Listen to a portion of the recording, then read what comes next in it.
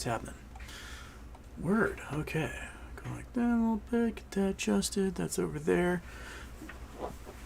Dog's napping. Other dog's behind me. We're good to go. And maybe one of these.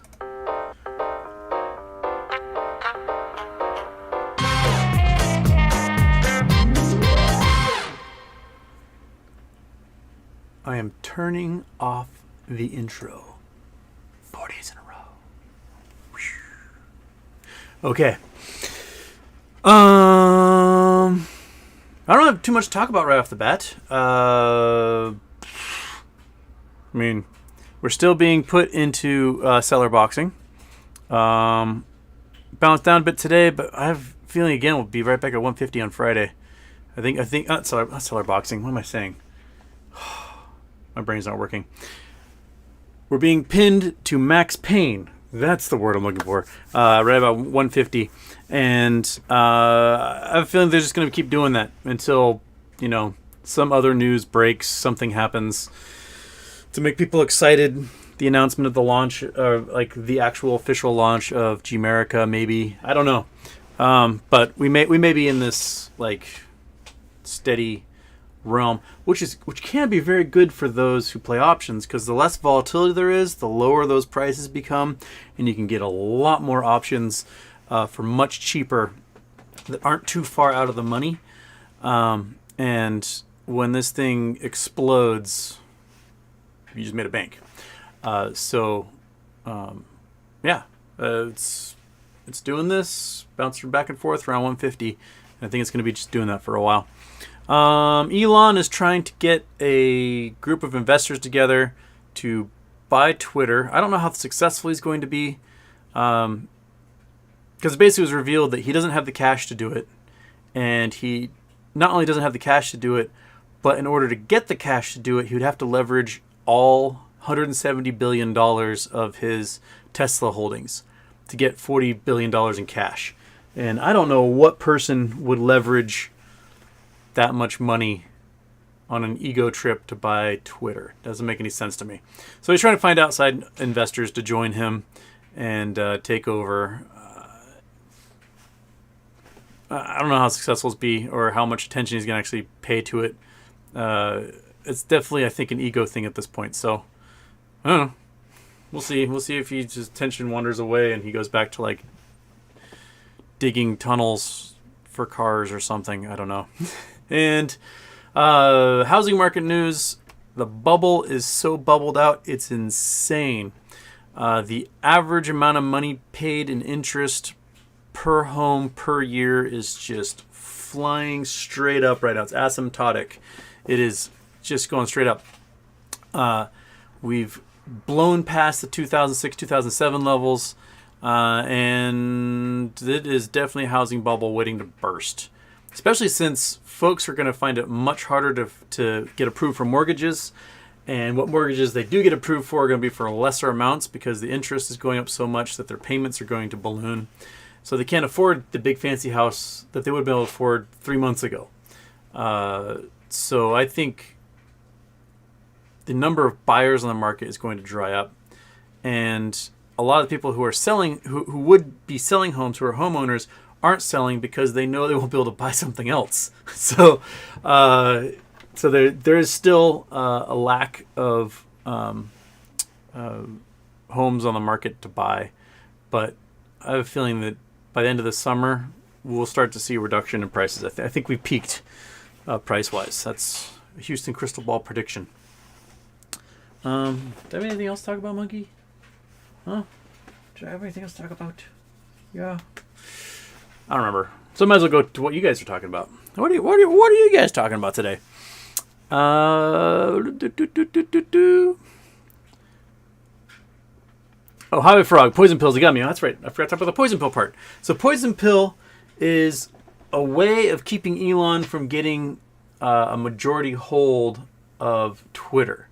So basically it would trigger if Elon bought a certain amount of shares. If Elon gets to 15% ownership in shares, then all of a sudden shares would become available to buy for everyone who isn't Elon.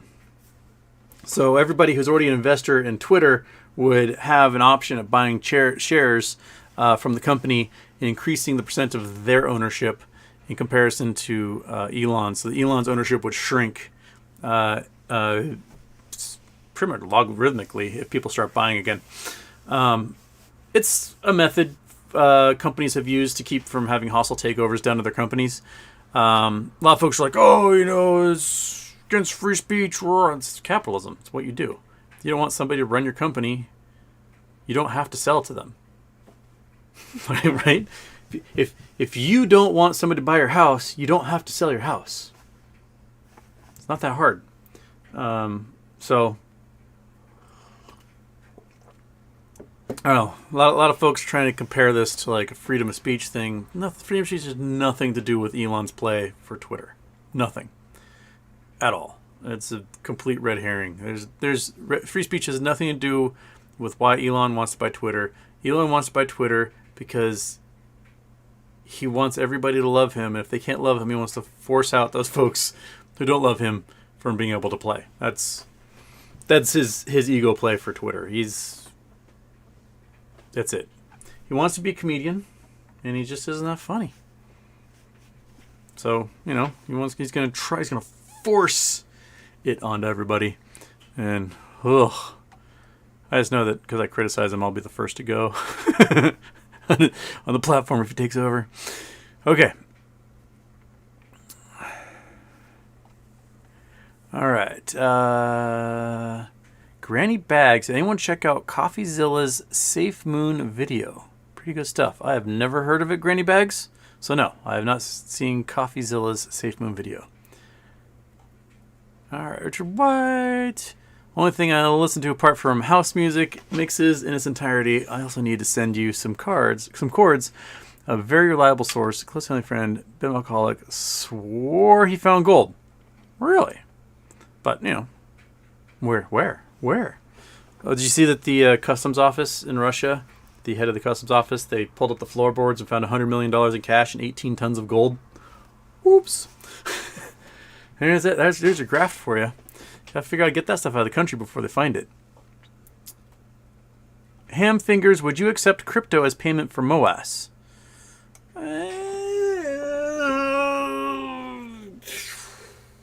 I would want to. If like everybody got paid in Bitcoin for MOAS, then everyone would be trying to sell Bitcoin for cash, and the price of Bitcoin would go and just die. No, I want money, honey. That's what I want.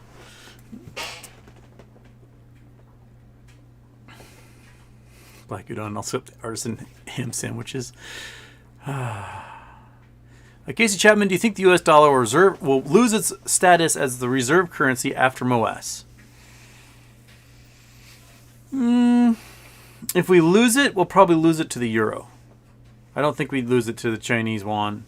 Yeah, probably lose it to the euro if anything. But America's got its little fingers in every single pie. That's one thing we do have going for us. And the fact that our currency is used all over the world for every legit and black market deal you could think of, that's still going for us at this moment. Jason Blackwell, I'm going to start telling jokes about elevators. They're funny on many levels.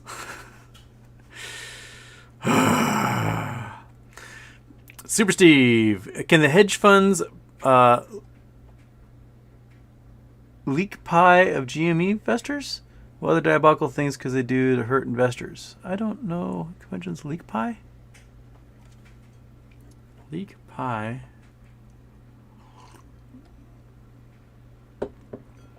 Super Steve, I don't know what you're talking about, so I don't know if I can answer that one.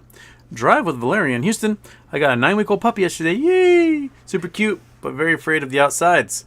When on a walk, she just hangs on to me and bibbers, refusing to go potty until back inside again. Advice. Oh, man. Is this like sidewalk walking or like backyard? Does she need a buddy? like a buddy to show her how to go potty outside. Man, I've never had a dog do that. So, Josh Pet Pals, he's the guy I talk to. He's like the dog expert. So if he happens to be in here, Josh Pet Pals, Tennessee, he's the dude to talk to. He like trains dogs, runs a kennel. That he is definitely the guy. But I've never had a dog who was scared of outside. So I don't know. Huh. What are the dogs barking at today? Shush!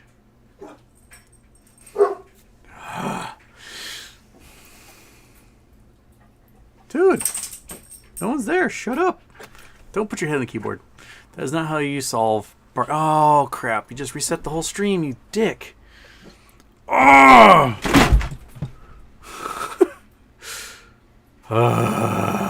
Okay.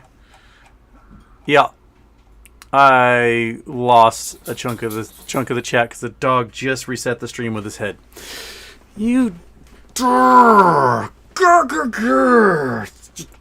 rage. Okay.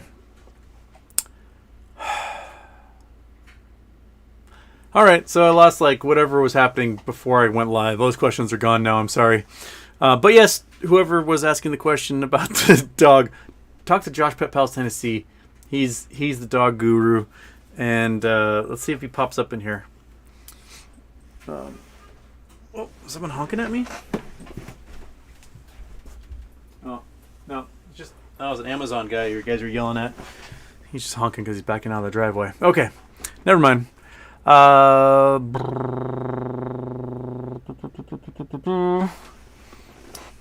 Doing taxes, boo. Tom Zock E. Houston, what do you think how this war will end? I think it's going to end with a whimper more than anything.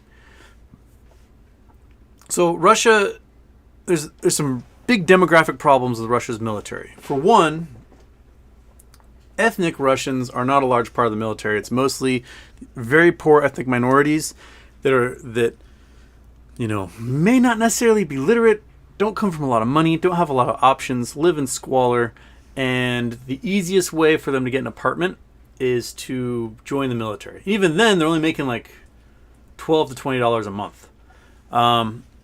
And these folks don't necessarily have strong ties to Mother Russia. They just sort of like happen to live inside Russia, but they aren't really considered Russians. Another problem is due to the lack of ability to get conscripts in the military, they have to lower their standards to a point where they're taking in criminals, people with psychological issues, things like that. So they have sort of untrainable, unloyal forces that are in the military for basically because it's their only option at the moment. And they're getting their ass kicked because there's lots of issues with there's no NCOs, non-commissioned officers. There is very poor power structure in that those at the top are using their positions for graft. So you have things like generals who lie to the Ministry of Defense about how many soldiers they have in their units, and then get a block of budget from the government to pay their soldiers, and they just pocket all the excess money for all those soldiers that are fake. And the problem is that when they get orders to send those soldiers into combat, they don't actually have that many.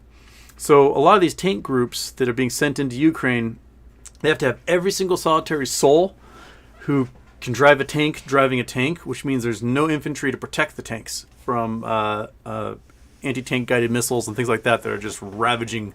I mean, there are almost 1,000 tanks lost in this battle so far for Russia. That's nuts. And a lot of the conscripts they have, their contracts are up in June, and they can't find anyone to replace them, which is why you were hearing murmurs about Putin formally declaring war on Ukraine, because it would allow them to just start snatching people and sticking them in the army, Stalin style. But even then, that just means you got cannon fodder. You don't have people whose hearts are in it. They're just gonna be like shoved out of a truck and told to march forward, or it's like going to shoot them in the back. And that's not how you would win in a very modern war like this, where we've got satellites and fighter jets and guided missiles and lasers and shit. And another big problem Russia has is the demographic shift, moving to smaller families with an older population, which means Russia now has fewer fighting age males than France did with a 40 million population in 1914. So there just aren't the youth available to fight these wars for them. And I think come June, we're going to see a manpower collapse of the entire Russian military. And I don't know what will come after that. But if this fight goes until June, I don't think there are going to be people available to actually march anywhere. So I think it's going to be a whimper. I think at this point, Russia's just going to have to say that we did what we did, and we're going to pull out and declare peace and declare like we denazified Ukraine or something like that. And they're going to try and back like they won. But at this point, you got Finland and Sweden joining NATO. Oops. You have satellite nations like Kazakhstan saying, yeah, we're not going to send any troops your way. Fuck you.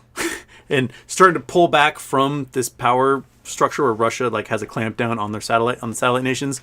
Japan's basically laying claim to the Kuril Islands because they see Russia as not a threat anymore. What this Ukraine war has exposed is that Russia has basically inflated their abilities to the world for so long that we believe them, and now we're like, oh, the mask is off. You guys actually aren't that strong, and your military kind of sucks, and you're not prepared for any of this. And there's so much graft and corruption in your ranks that you got things like, I saw a video the other day, soldiers were trying to plant like some sort of IED, and they have their plastic explosive. They take the wrapper off, and it's just a wood block because some general sold the plastic explosive to someone else and then replaced it with wrapped wood blocks and put those back in the stocks. And now the soldiers don't actually have weapons to use. The Moscow, the flagship that got sunk, was built in Ukraine. The engines for the SUs and the MiGs fighter jets built in Ukraine. The rocket components of all the rockets launching into Ukraine are built in Ukraine. So they're about to lose the entire supply chain for all of their weapons that they use because the industrialized part of that region that built those weapons was in Ukraine. So, oops. I mean, we've seen the satellite photos that came out today of how many cannibalized fighter jets there are across Russia, and you're going to start to see more of them. It's one of those things where like you have to build 3 fighter jets, you have 1 to fly and 2 you can cannibalize, and that is just an expensive way of making fighter jets. So, yeah, I think it's going to end in a whimper more than anything, and hopefully that whimper doesn't result in a nuke. But I think it's going to go, oh, we just can't sustain this anymore. Okay.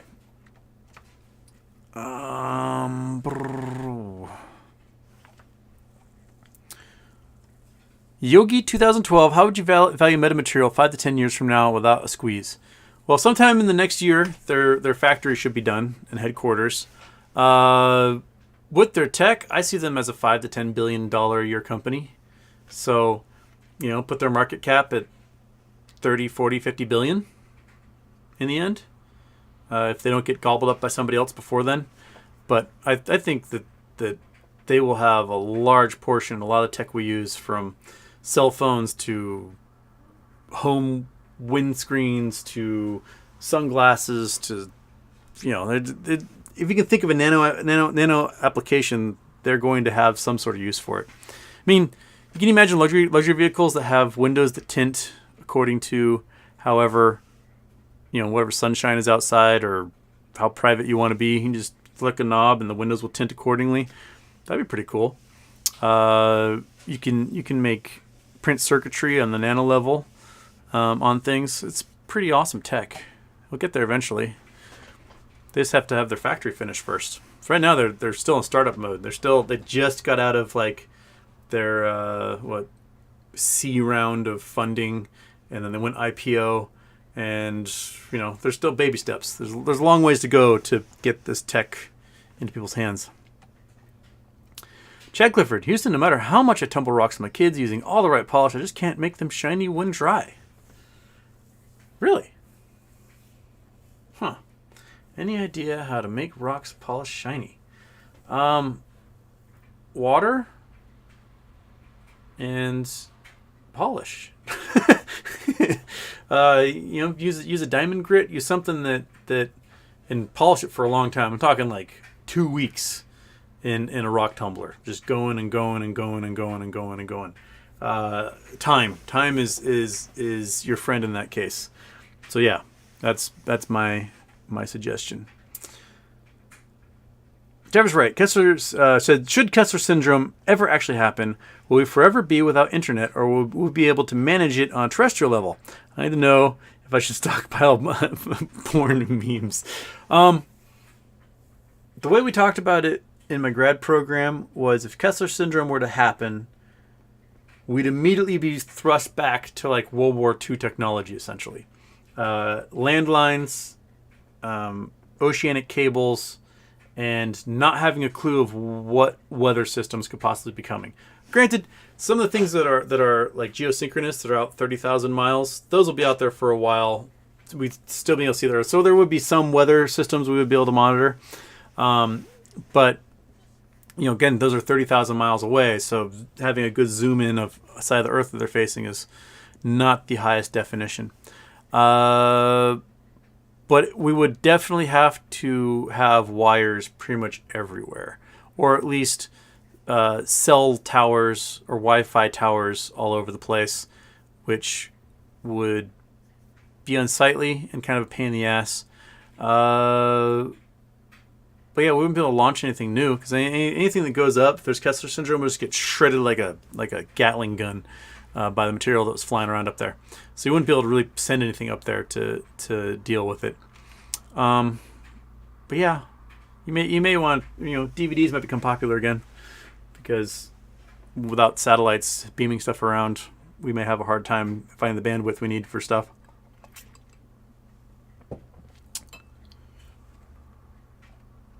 Michael Harrow, Houston, what do you think of John Brad tweets on MMTLP? I don't know John Brad tweets on MMTLP. Where is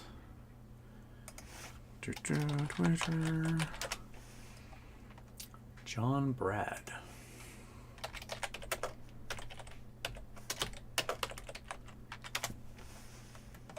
No things for John Brad MMTLP. So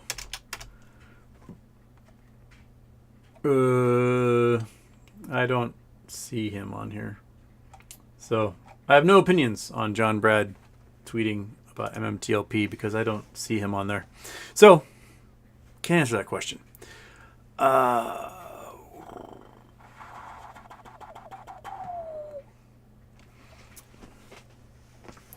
Michael Steegs, Houston, in the Netherlands, the B2 variant Omicron is now dominant. Everyone agrees this variant is mild compared to the Alpha and Delta variant.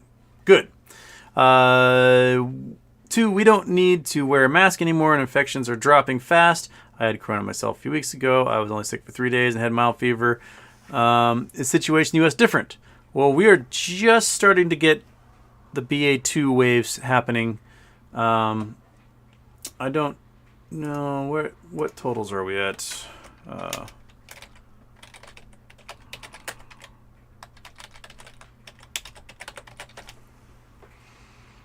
Let's see here. Oh, I forgot to put on that.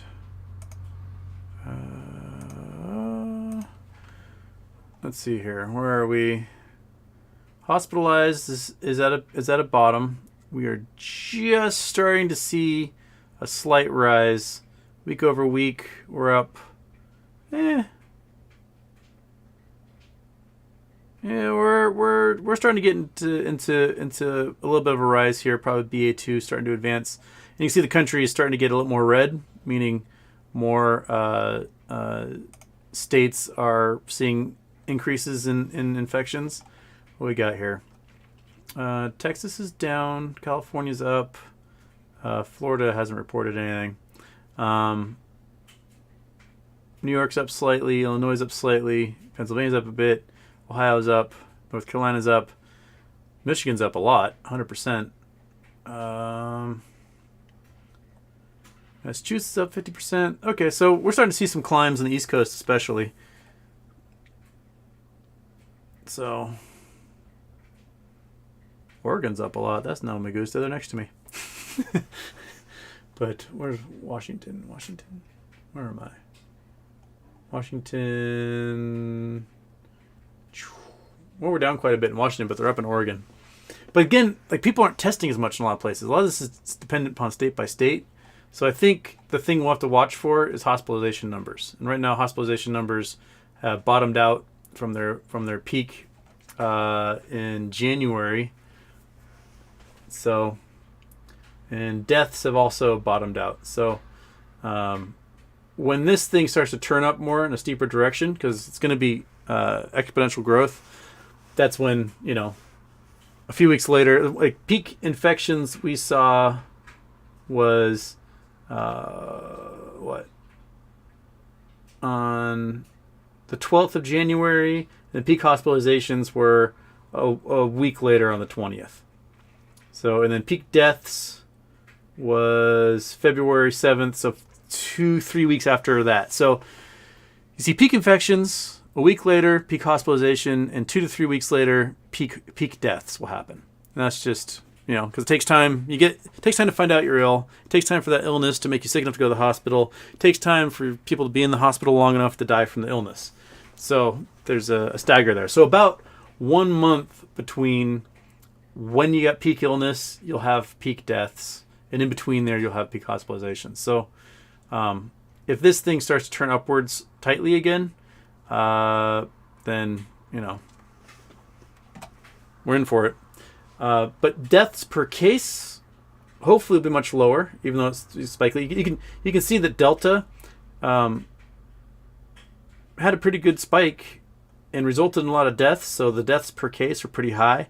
But Omicron had like 10 times as many infections and the same number of deaths, essentially. So, so it may be more virulent, hopefully less bad for us. Okay, meow meow. Someone I Ubered said that COVID was a scamdemic. I said it was real and that I had it. Her response was, well, I don't want to hear that. That happens. I mean, I have a sibling who didn't think COVID was real.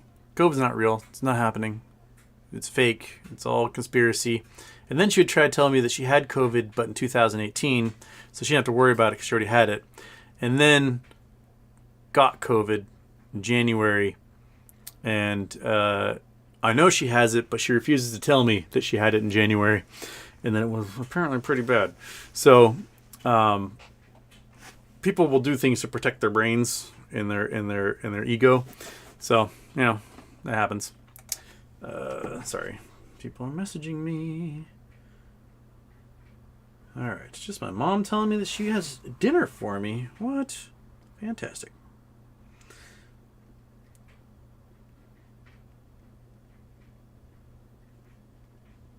All right, telling her I'm gonna eat that food. Okay. The rock tumbling question. Denmark question. Or Netherlands question.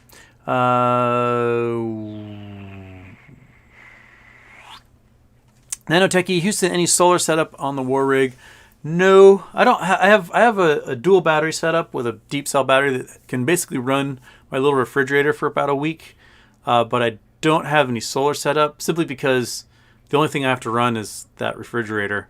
And then all it takes is driving around for a little bit of a road trip and it charges that battery right back up. So no solar setup. I would like to have an actual 4x4 RV someday that forgoes a generator, because generators are loud and annoying. It just has a lovely deep cell battery bank and solar on top. My mom had another old lady as a roommate until last summer, and that lady went out and bought a really cool Dodge Ram van, and it's got full solar and battery bank, and she could be self-contained for like a week. doing, watching TV and cooking and doing sort of stuff with that thing. I think that's pretty awesome. So there you go. Meow meow. COVID is the new herpes. You got COVID? Well, it wasn't me. I'm clean.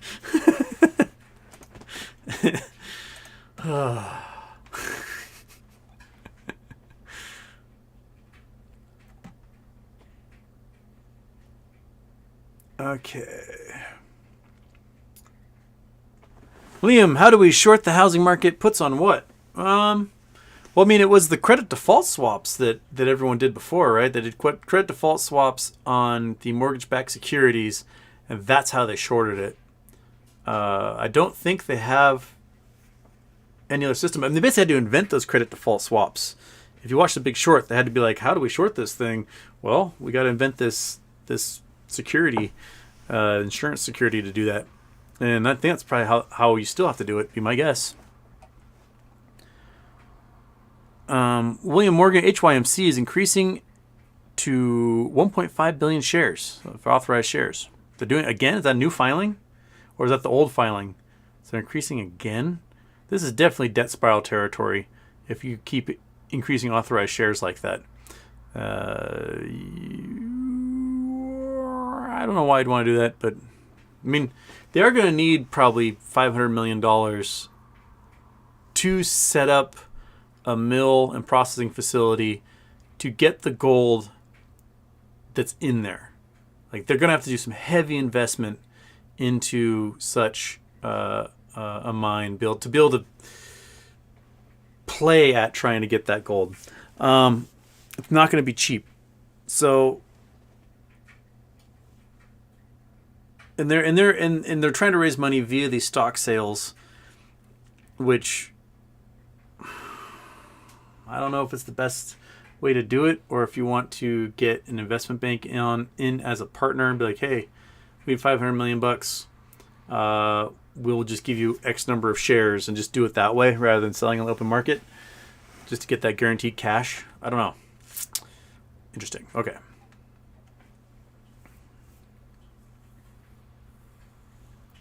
Parataran, wouldn't other whales be able to gift shares to Elon to bypass poison pill? Maybe. Do other whales actually like Elon? That's the question. I don't know if they do. I don't know if they actually like each other or not. If they're like, oh yeah, Elon, I love hanging out with that guy. Or if they're like, Elon, that guy drives me off the wall.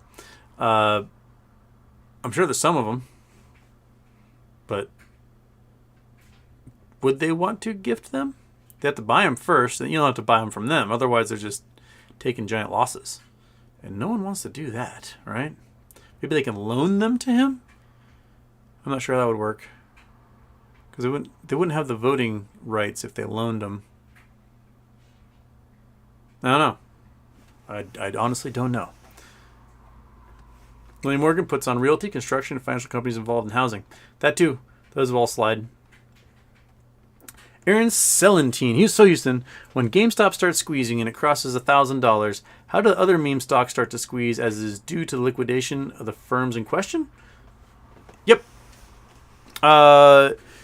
So if GameStop flies, right, and its market cap screams to the roof, and so now all this margin of this stock they shorted is worth so much compared to the assets under management, and they're forced to liquidate this stuff to buy back their portion that is GameStop.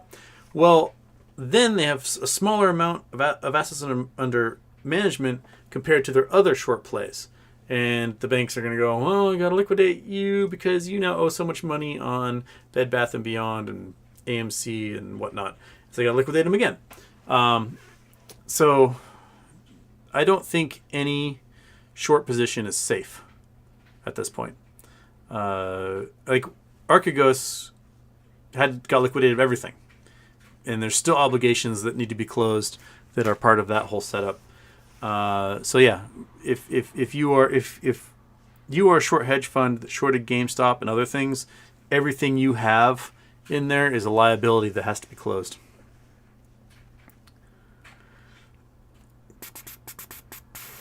MB, the Saudi prince bought a lot more Twitter. Maybe he can buy all of Twitter.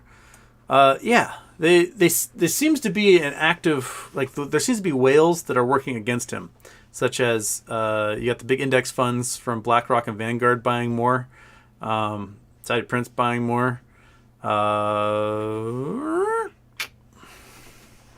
Mahdi, Houston, look at SST. SST do things today? They made some people a lot of money the other day. Whoa, just fell off a cliff. What the what? What the what? Okay, whoa. So closed at 4:35 p.m. Fell off a cliff. What the heck is going on? Year to date. So it was really bottomed out here. People were telling me, Houston, you should look at SST. And I was like, maybe I will. And then these folks who were paying attention to Unusual Whales, who does really good work, Unusual Whales is like, maybe you might think about buying some call options. And then these call options were so cheap. We're talking like pennies. And then they went up like 300,000% as the price went from $14 to $28. And they made a fortune. But now it just dropped off a cliff after hours. What the heck? What the heck indeed? Crazy. What's going on? You got MB, do you have news on that one? Yeah. So hopefully you guys did cash plays with this major fortune and got out. Because you're right back to where you started again.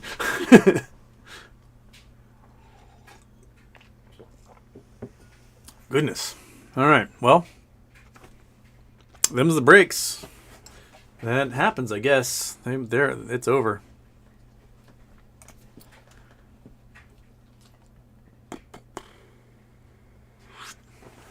Raider Bo, Elon is sick of the lefty nonsense. The lefty nonsense of saying things like, hey, maybe you shouldn't make the power structure at your factories incredibly racist and treat people like garbage. Or lefty nonsense of like, hey, maybe you shouldn't overthrow the Bolivian government to get easier access to lithium. Or lefty nonsense of, hey, maybe you shouldn't abuse your wife. The things like that. Like, those are valid criticisms. And I don't think that has any, necessarily political stance beyond being, a decent human being. All right, you're staring at me because you want this, don't you? Sorry, one sec. The dog desperately wants... If you kick this around, then you can't lay on it. It becomes uncomfortable. So you have to let that smooth. Get that foot out of the way. There you go. All right. Be happy. So I don't... Oh, popped out. There you go. So I think Elon wants to buy Twitter to keep people like me from being like, hey, maybe you should actually try doing good things. He'll say hey, I'm going to fix Flint's water supply. It doesn't do shit.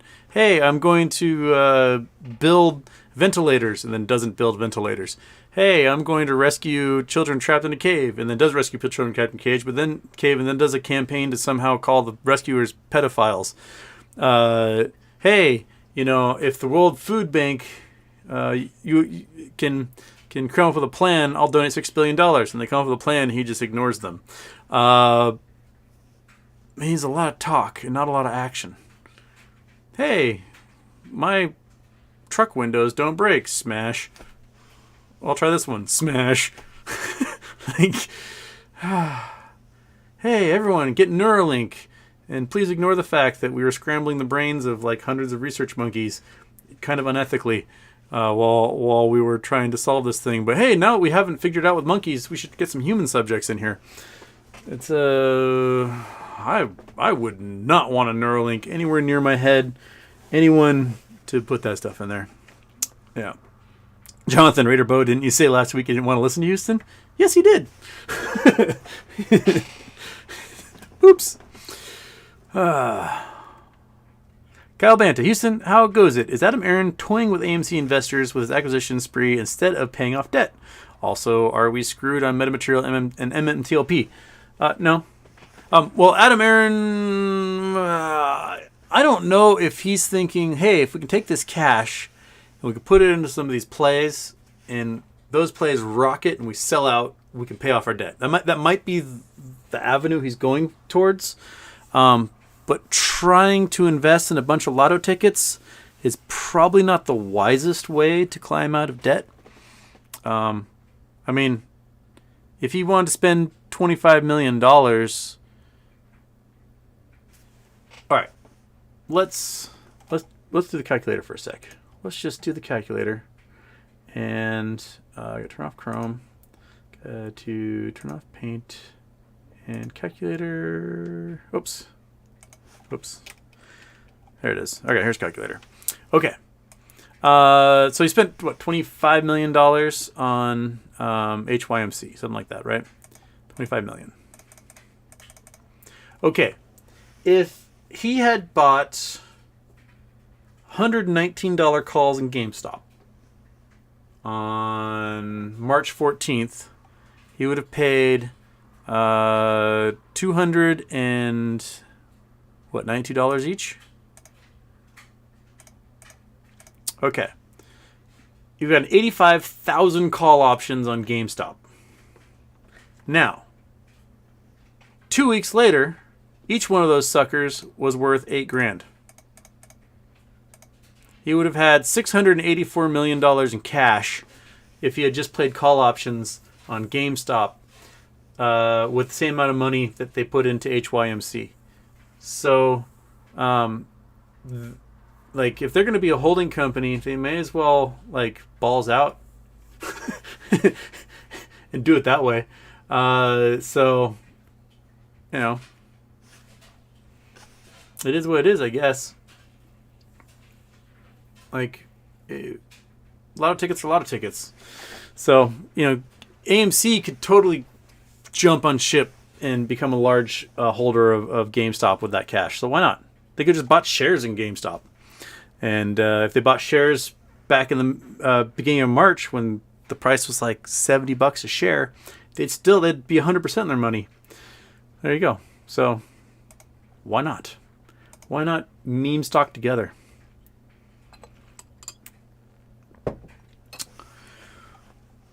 Okay.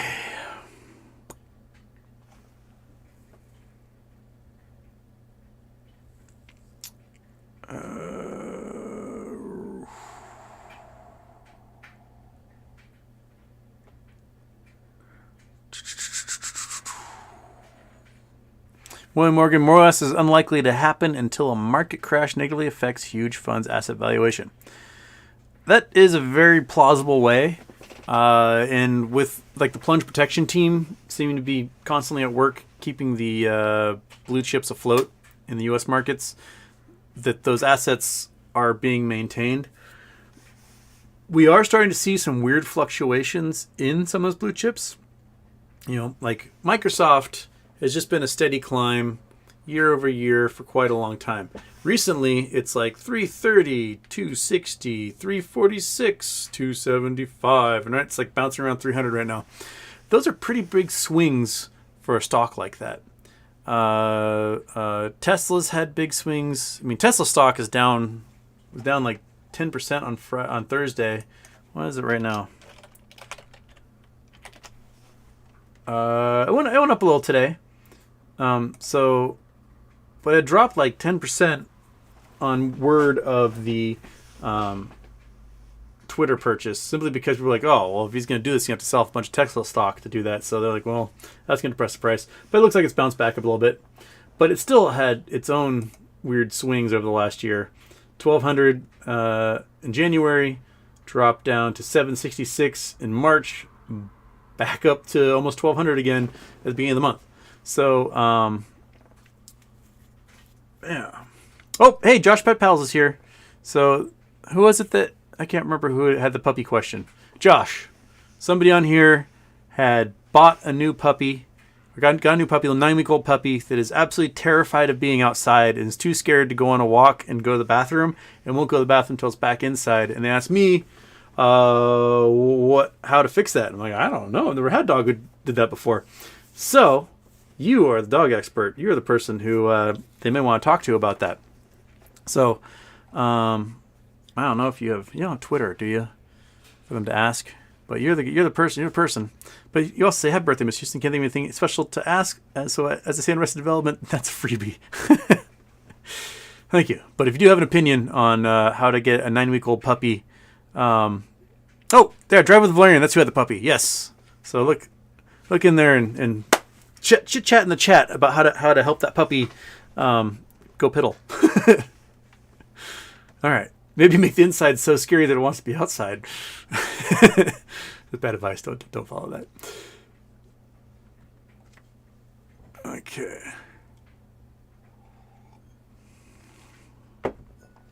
Okay.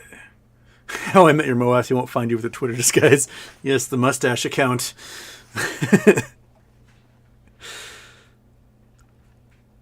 Frank, do you think open sourcing a Twitter algorithm is a good idea? I don't know what it would do. I don't know how it would help or fix anything. I think the big problem with most social media is not that there is too much moderation. It's that there's a lack of moderation. That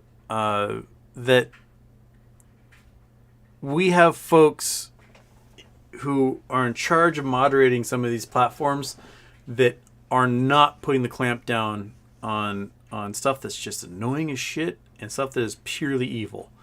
You don't want to be spammed by someone trying to scam you all the time. You don't want to be spammed with bots being weirdos and trying to scam you all the time. You don't want to be spammed with a bunch of like Russian trolls or neo-Nazis bugging the shit out of you. You don't want those things on your platform. Why? Because the majority of people, 95% of the folks out there, want nothing to do with those guys. And that's where your money is. Catering to that 5% who are annoying as shit and drive away traffic of the other 95% is what's killing Facebook right now. Facebook is a dying company because they let those bots and assholes run rampant without moderating them at all. And the reason why Getter, Gab, Parler, Truth Social, blah, blah, blah, all these Twitter clones are such terrible companies is because they have such a toxic environment that the majority of humanity wants nothing to do with them. And so they're not going to join their platform if, like, it's them and 300 Nazis. Who wants that? Nobody. So you're not going to be able to take a large market share if that is your entire business model. So it's you need better moderation and you need more of it. That's the solution for a successful social media company. And people are like, oh, free speech. Well, a social media company isn't the fucking government.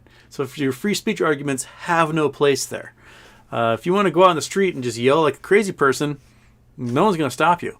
Unless it's like a noise ordinance or something, and then they can stop you. But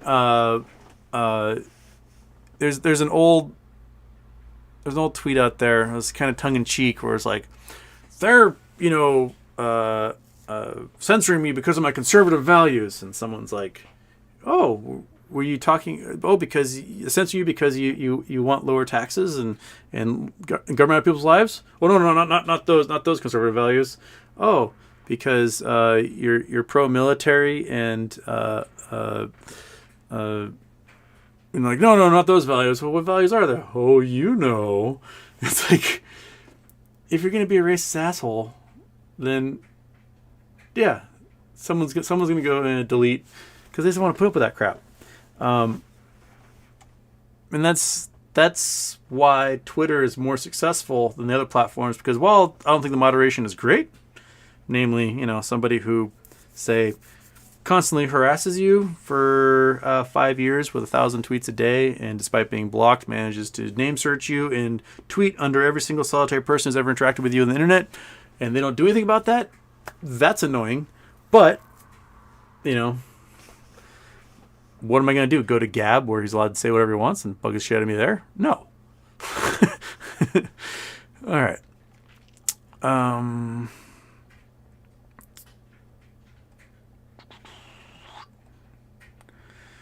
Sub has the boss. It's snowing in Toronto. It's snowing here all last week. What the hell? It's April. We don't get that kind of weather, man. It's supposed to be starting to be nice now. It's spring. Let's do it. Global warming. Things are looking up, right? Elon minions denied entry to Berlin clubs. John Donson. Okay. Aaron Salentine wouldn't Twitter stock squeeze if Elon buys the float and makes it go private. That would force shorts to cover. It would. I don't know how heavily Twitter is shorted, though. I'm sure there's naked shorts because they sell naked shorts for everything. But I don't think there's an active campaign of shorting Twitter into zero because Twitter is a well-established money-making social media platform. So I don't know how much it's actually shorted. It's not like someone's like, oh, Twitter's going to go out of business soon. No one's been saying that. It's actually growing users and people are leaving Facebook and going to Twitter more.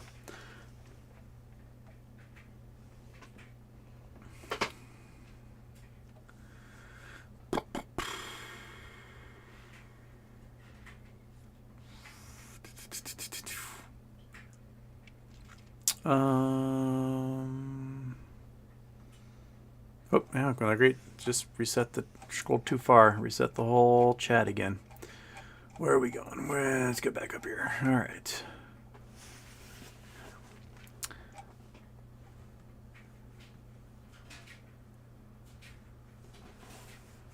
Just bodies. It's mild if you're vaccinated. People in Hong Kong who never got vaccines are getting bodied all the same as older variants.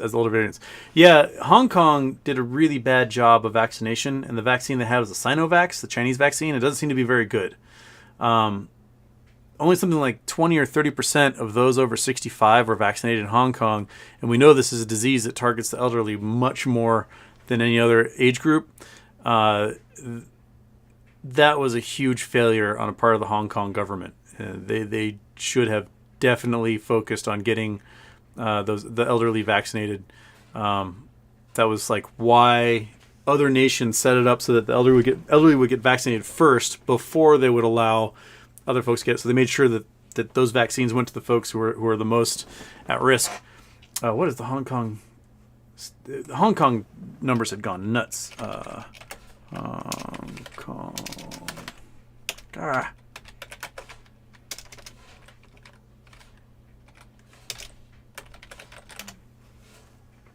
Yeah, so it looks like the bulk of the wave is over. So I go to Chrome. So they had just like nothing, boom, and they just got bodied.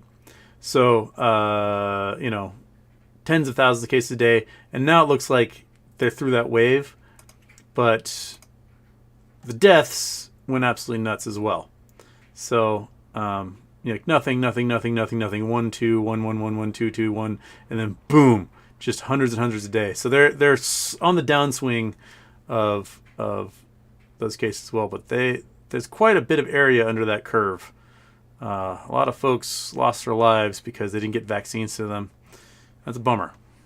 It's a bummer, man. Okay. Raider bow, wise survival rate 99%. The survival rate's not 99%, it's less than that. It's greater than 99% if you're vaccinated, but it's far less than that if you aren't vaccinated.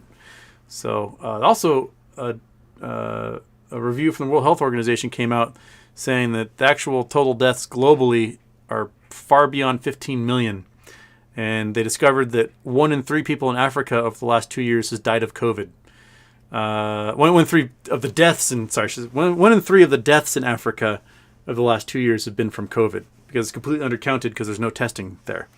Yeah.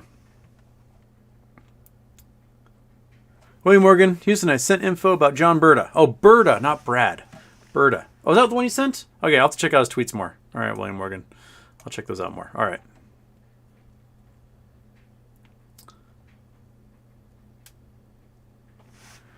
Oh.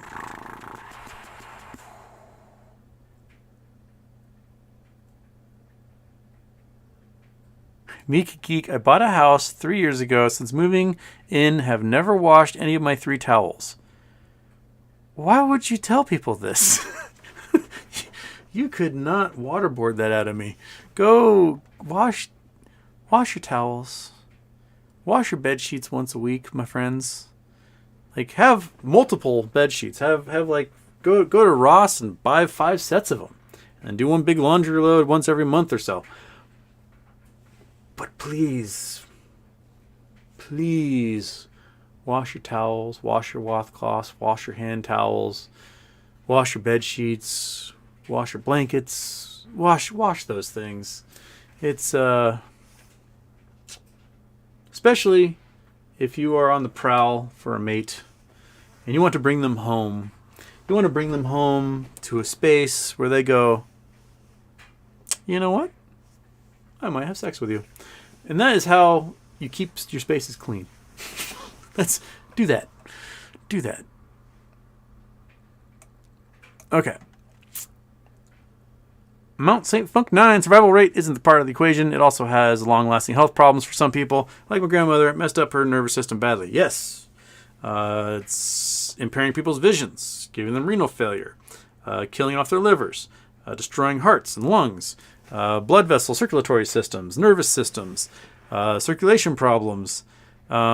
Basically, because it's a novel virus, it seems to work its way through your entire body and seeing like, oh, what can I do here? What can I do there? What's over here? And it just works its way down through everything.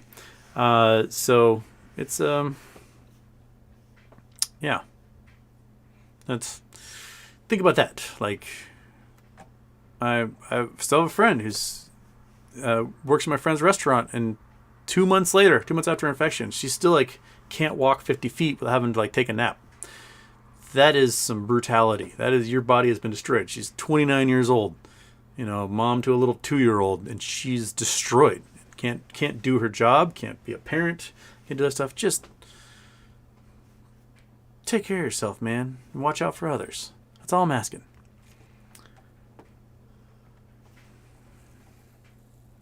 Andrew Stewart, Houston, how is your life different now that you are a GME internet celebrity? I have to answer a lot more messages. That's the biggest difference. Is that I spend a good chunk of my day answering messages from folks who are asking questions, and then they give me a lot to read, so I have to read a lot of stuff as well to try and keep up as much as I can. I still don't get everything. It's much easier for me to read something than it is to watch a video someone sends. I'll say that much. Like, if the video is not like a short little funny video, I'm like, hey, watch this video, and it's like 2 hours and 40 minutes long. I don't have enough time in the day to watch that. Like, send me a transcript of that video and I can get through that in 10 minutes. But yeah, I can read a lot faster than I can watch. I'm not very good at like making the video eight times speed and figuring out what they're saying. My brain just doesn't do that very well. I can read it a lot faster than I can hear it. So, but yeah, I have to spend quite a bit of time doing that.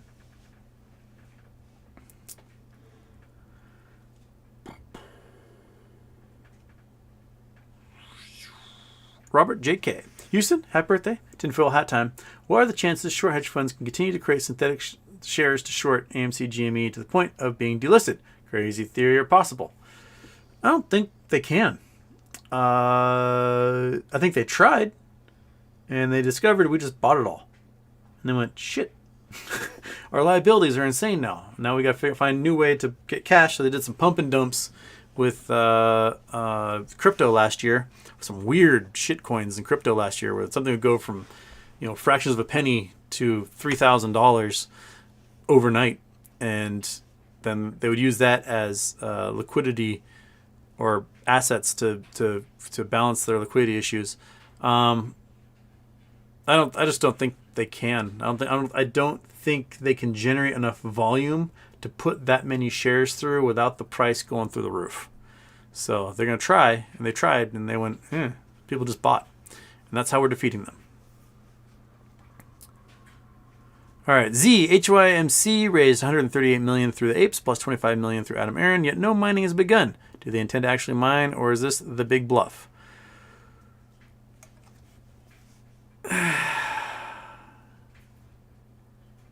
I think they intend to mine. But I don't know if they realize how expensive setting up the system they need to mine is. You are going to need one hell of a mill and facility to concentrate all that ore. You're talking about submicron gold trapped in sulfides, and it is very hard to separate those things. You're gonna need just tons of acid baths, cyanide leach ponds. You have to just mash and crush that stuff, run over oxidizers and all those crazy chemicals over those things to pull out every impurity you can, and it's very time consuming. It takes a lot of chemicals, a lot of manpower, and it is not a quick way to get that gold out. So just to build that stuff in the place where they are, because it's really gnarly in the wintertime up in those hills there. So you might have a 5 to 6 month window where trucks can get in, do the construction work they need, and build a facility. It could take a couple of years to build the facility they need to process all that ore. So hopefully they're putting that money in the bank so that they can build these facilities and not just give themselves huge bonuses and going, which is what a lot of things like, you're at a company, you're like, we could spend this $150 million on building that facility, or you, me, and the three of you could split that $150 million and just walk away.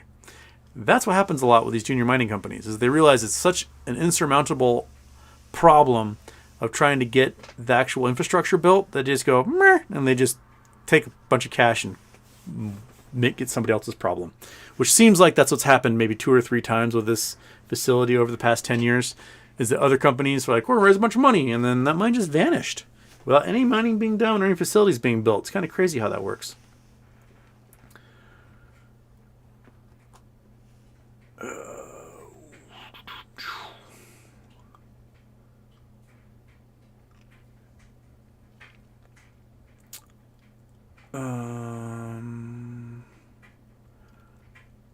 Wildcat Strike just got on. Did we trash Elon yet?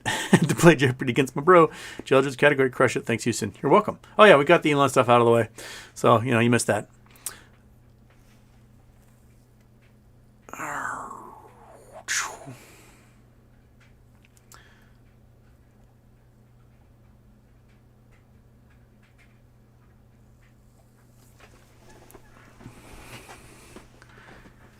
All right, Richard White, I'm going to play Houston options. I think I'm roughly behind 30 minutes. You taught me the Rayleigh effect, which I pass on to my kids. There you go, Rayleigh scattering of light off of nitrogen atoms in the atmosphere. There you go. When I first got out of college and I was waiting to start my first grad school swing, I was working in this bar. It was on the water, and beautiful, gorgeous bluebird day. And these 2 ladies that I was waiting on were sitting there, and one lady's like, my goodness, the sky is just so blue today. And the other woman said, well, that's because the ocean's really blue today. And I said, actually, ladies, it's from what's called Rayleigh scattering of nitrogen atoms off of the atmosphere, which scatters away the long wavelengths and forces the short wavelengths basically into your eyeballs. And those short wavelengths are blue, so that's why you see blue. And the lady said, if we wanted the waiter's opinion, we would have asked the waiter. And I said, well, your waiter is an astrophysicist. And then they didn't tip me. But it was worth it. Because now they know about Rayleigh scattering. And they're going to pretend like they knew the whole time the next time someone talks about a blue sky. Meow meow. Can you explain how the U.S. caused the craziness in Venezuela? I heard it explained before, but I can't remember how it went down. Well, oh man, okay, so Venezuela, lots of oil, lots of gold. There's an oil boom in 1950s, I believe, is when it was in Venezuela, and a whole bunch of U.S. companies and came in and started sucking the oil out of the ground and making a bunch of money, and the gentry class made a bunch off of it, but the poor folks not so much. Hugo Chavez was elected. He ran a socialist platform of nationalizing the oil companies, and that's what he did. He nationalized oil companies, and it pissed off, the American oil companies who were set up there because they just lost everything that they had invested in. And so then they're butting heads, and they're trying to get the U.S. government to get rid of Chavez. And apparently we even tried to establish a coup during the Bush administration, but they got stopped. And then Chavez got cancer and died. Maduro came into power. But if we pull up... nope, I want...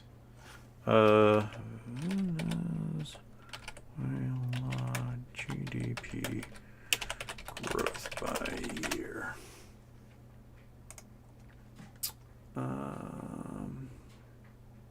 Is this what I want? Full bank data? I think this is what I want.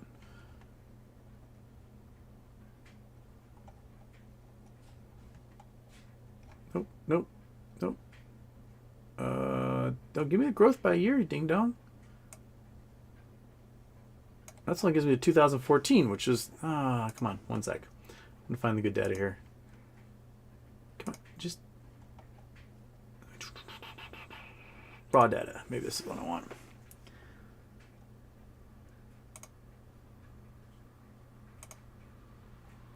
Okay, so all right. 5 year. Don't give me the bar graph. All right, so so this doesn't quite show the previous years, but Venezuela's pumping oil, and they were basically trying to ensure that the regular populace was getting well taken care of. Sanctions came into effect in 2014, and from then the Venezuelan economy just started shrinking. So they couldn't trade hard currency. Couldn't trade for hard currency. They weren't allowed to sell their oil. People weren't allowed to import infrastructure to improve existing wells, drill new ones, store, process, ship, do all those things. And the Venezuelan government has basically been crushed ever since then. What we had very recently is Russia invades Ukraine. That cuts off about 7% of the oil supply of the world. U.S. goes, oh shit, Russia's worse than Maduro and Venezuela. Well, let's go make a deal with Maduro and Venezuela. And so they struck a deal last month that I think Chevron is who's going to be doing the subcontracting, to allow Chevron to come in and start helping produce oil fields and get oil out of Venezuela and sold to the markets. So my guess is that these big, deep, like 26% contractions in the Venezuelan economy is going to quickly turn around once the cash starts coming in. The question is going to be, is the Maduro government going to keep it all, or are they going to go back to making sure that the rest of the population has access to this wealth? But that's the shortest version I can give you as to why that is. All right, back to Big Houston.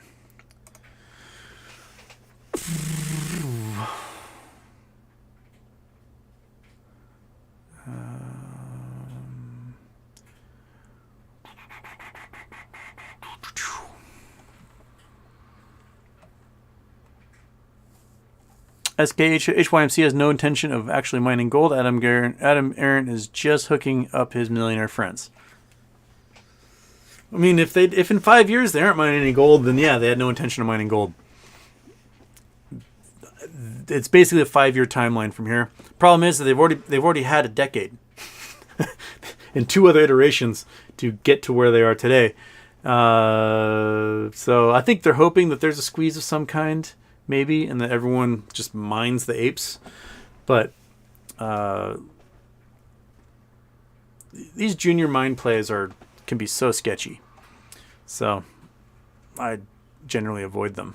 What's funny is that people were telling me about HYMC, like, hey, look at HYMC, look at Highcroft, back in like November, December, January, and I look at it and I go, doesn't look like anything worthwhile. Oh, they're heavily shorted.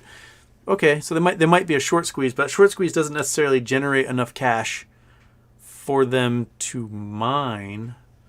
It just means that there's a short squeeze because too many hedge funds shorted the same thing. And go back to that deer and coyote population analogy I did a few weeks ago.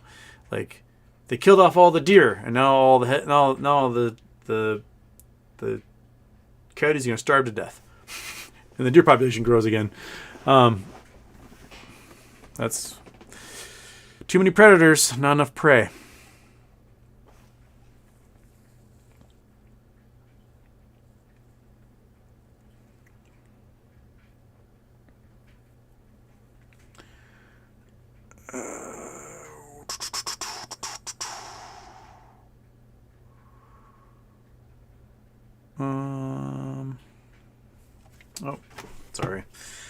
Waiting for somebody to... All right, now just... Oops.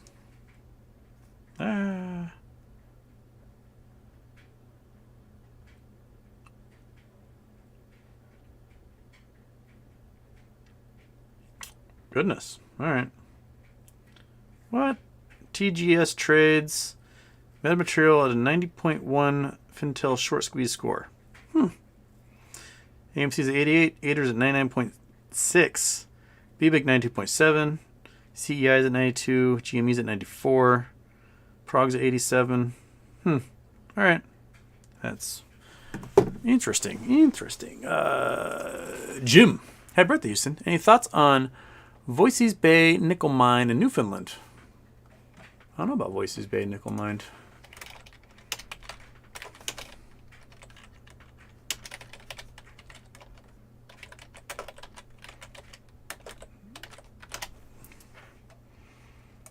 Voisey's Bay nickel mine in Newfoundland.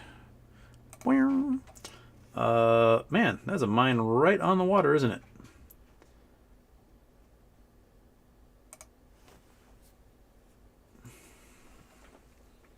Nickel mine Labrador. Nickel deposit discovered in Rolling Hills of Potato Island in 1993. Diamond Field Resources promoter, 141 million tons at 1.6% nickel. That's pretty decent ore right there. 96, the mine was purchased for 4.3 billion. That's a lot of money in 96. 1.4 million, 141 million tons. Let me do quick math here. So let's say average 25,000 a ton.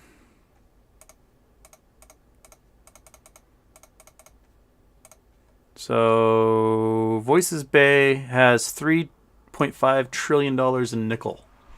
That's a lot of nickel. So they spent $4.3 billion Canadian dollars on $3.5 trillion in nickel at that mine. So that seems like a decent amount of nickel. So like the processing plant they're using for this nickel costs $2.2 billion for the hydrometallurgical processing plant in Newland. So that's the type of investment you need in a facility to process ore for a lot of these metals, especially stuff that's low content. 1.6% is actually pretty high for a metal. But if you're Hycroft, you're spending, you might not have as big a facility as this, but it'll be pretty big for the amount of gold you're trying to process and silver. And it's still going to cost you like $500 million to do it. So, that's a lot. But man, I don't know, $3.5 trillion in nickel. That's a lot of nickel. Holy smokes. Wonder how much of that 141 million tons is accessible. Yeah. Huh. Deposits considered most substantial mineral discoveries in Canada. I can imagine. That's insane. All right. I don't know how I didn't know about that one, but damn, son.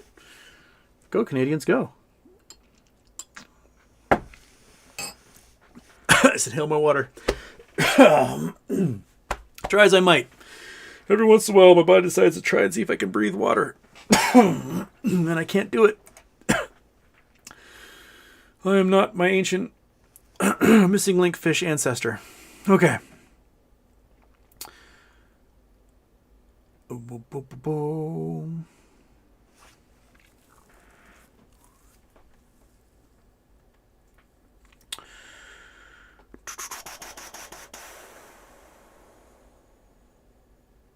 River Driver 666, how much you guys want to bet?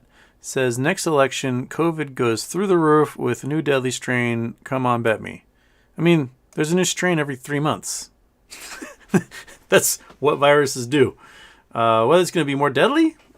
I mean, by that point, hopefully everyone's been vaccinated or has at least had enough versions of it that it can't make them any worse. But yeah, I mean, we're going to have an explosion of infections in the next 3 to 4 weeks, and everyone's going to go, oh, who could have seen this coming? And every single epidemiologist, infectious disease expert, public health expert is just going to go, We saw it. We told you this is going to happen. That's what viruses do, especially a virus like this that has such a high transmission rate. We're talking transmission rates now that rival measles. And measles is like the most transmissible virus we have.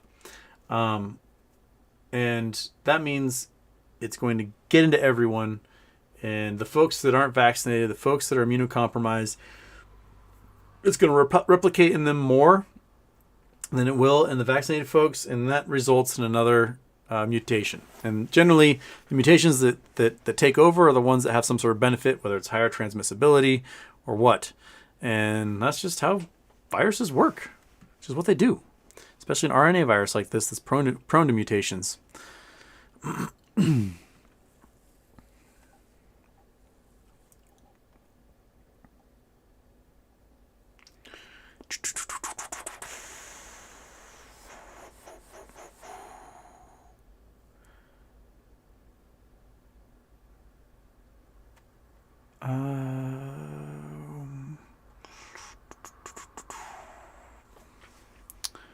All right.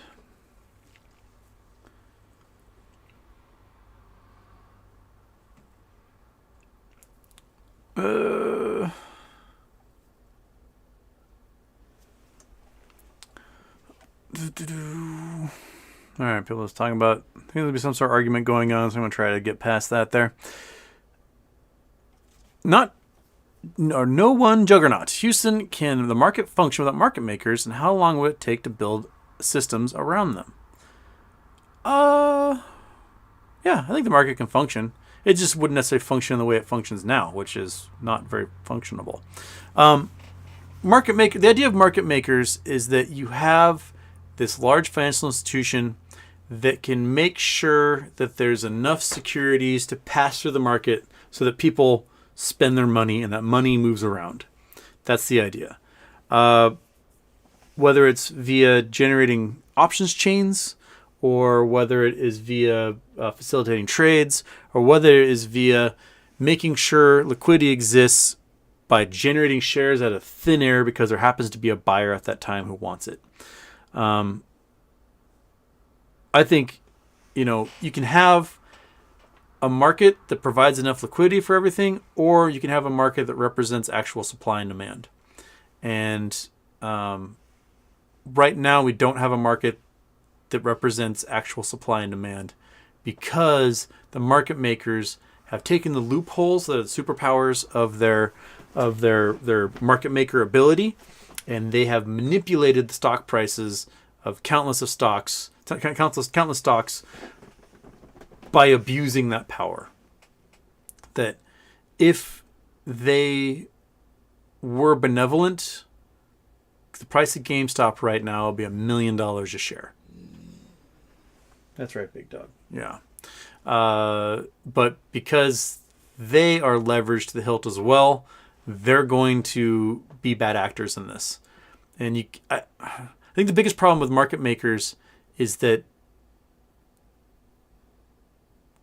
they are invested in the same market they're allowed to manipulate.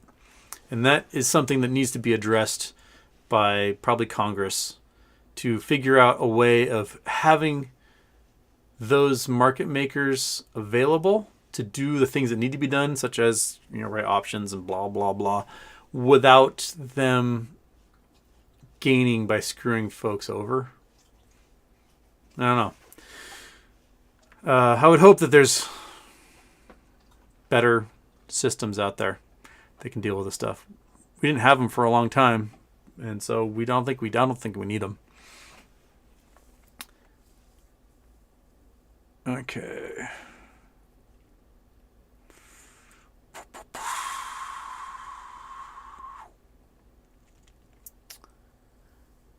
Daniel Wynn, GME short interest max jumped to 75% again? Well, heck. I mean, I just picked up 10 new calls on GME, so hopefully we get some of that. It wasn't very much volume today. We had a bit of a drop, and then kind of bounced back a little bit. Where am I? My quick view of... Scroll back down. There we go. So, but yeah, volume 2.4 million. That's nothing. Went down a little bit. We're 150 solid, and then dropped down to 137, and bounced back up to 141.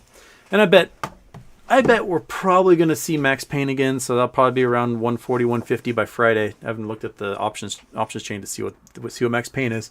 But that's my guess of where it is. I just don't think they want a bunch of shares going in the money. So as long as they can short fewer shares than would go in the money if the price rocketed, or go in the money if the price dropped. So they're just going to keep it at max pain as much as they can, because they just don't want to make more liability at the moment until they figure out what's going on.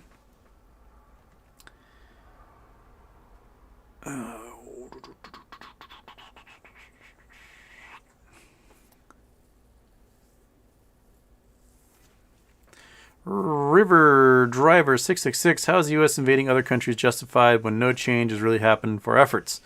I don't think it is justified. So, there. The invasion of Iraq was not justified in any way, shape, or form, and I think was a crime. The invasion for Afghanistan had justification in that we were going to go get bin Laden, and then we pussyfooted around for a decade before we actually got bin Laden. And then it became a regime change, make things better, and then we didn't do shit in that regard. So, probably would have been better, Afghanistan would have been better if we just kept either went balls out and sent everything we have and just obliterated the entire country, which I think would have been a war crime itself, or if we just focused on special forces missions to just get bin Laden and be done with that. We would have not wasted like $20 trillion over the past few years if we had just done it that way. But yeah, I don't think the U.S. was justified at all in those invasions.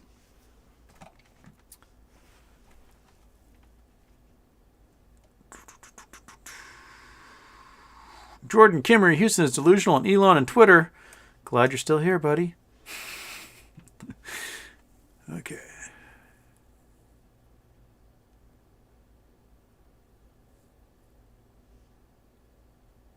Oh. Billcoin. After MOAS, might the world go through something like a depression? Overvalued stock assets going belly up, huge debt being written off, and then big reset. Thoughts? Probably needs to.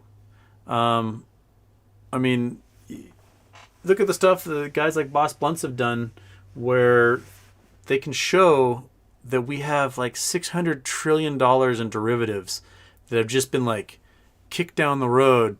Whenever there's been a global problem, all these bad mortgage-backed securities and weird derivatives and stuff, they're still out there. They're still bouncing around. They're still on the books of major investment banks. So, like, what can you do if somebody owes $600 trillion and there's no $600 trillion in existence? What do you do? Other than just go, meh, start over.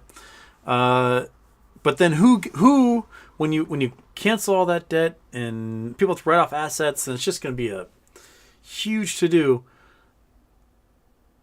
who do you make sure has enough money to survive and is rich and is poor and things like that? It's going to be a weird one. But I think it's very likely that we see some sort of comeuppance like that. I don't know how many zeros these computers can keep track of, but we're getting to a point where there's just a lot of zeros in some of these files. We may zip bomb ourselves.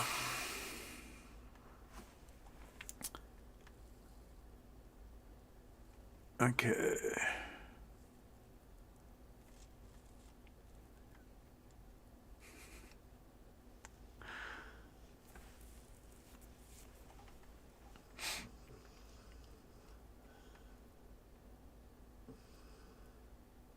Elsie, why do you readily believe the stock market is a scam, but don't question that COVID is real? You're asking me or asking other people? COVID is real. It's very real. I mean, you can look at it in a microscope and everything. But the market doesn't work via the scientific method like research science does. So the market is a belief system. It doesn't actually exist. It's not real. In that, like, you can tangibly hold the market in your hands. No, it's an idea that passes around and is given value based upon people's brains, like clapping, like for Tinkerbell. That is how the market exists. Whereas something tangible, like an infectious disease that you can test for and see and pass from one person to another and see the very real effects of such an infection, that is much more tangible and something you can do double-blind clinical studies with. That's why, is that the process of science verifies its existence and its effects, whereas the market is a manipulatable, make-believe system, and that's just how it is from the get-go. Money isn't real. Your money is not real. My money is not real.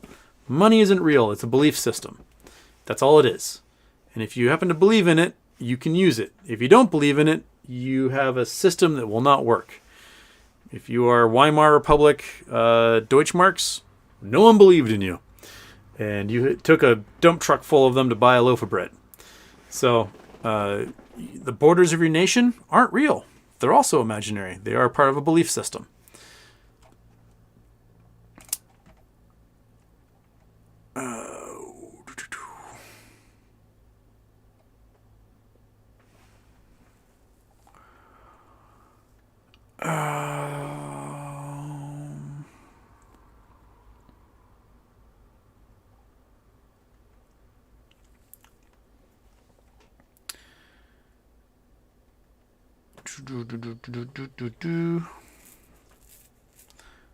Oh, peace attack Houston. A friend of mine had a head injury recently and is having trouble with emotional regulation. Do you know of anything that could help them?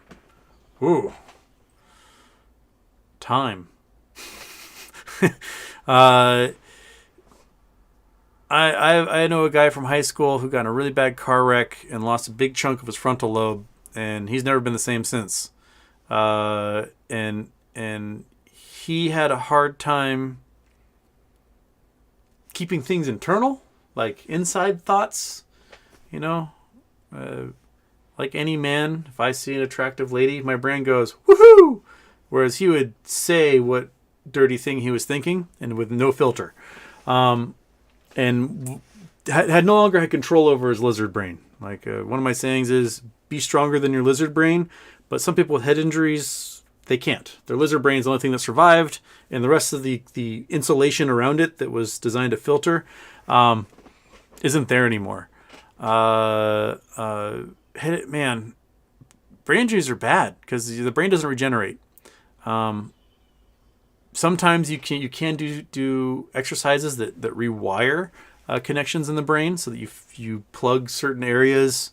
You use parts of your brain that weren't meant for those tasks to do things.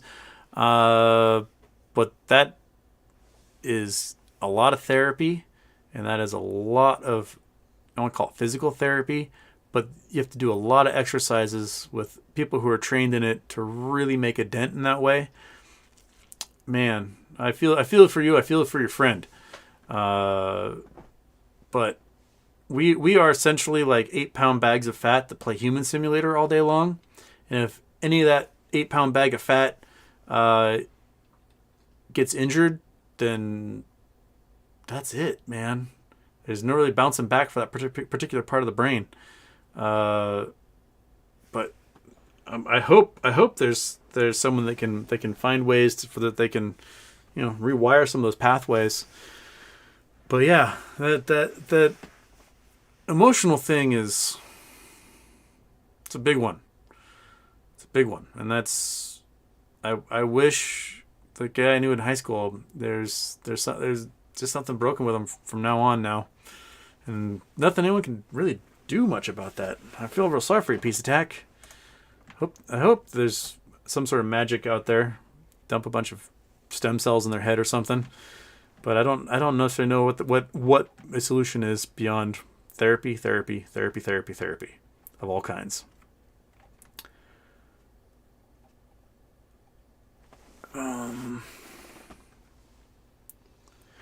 Curious investor, do you think the crazy cash prices homes are selling for now could have anything to do with the investment firms or international buyers trying to stow away cash?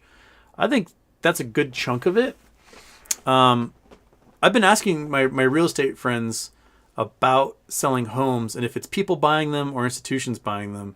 And in my community, it's not institutions at the moment. It's rich people paying lots of cash for these homes.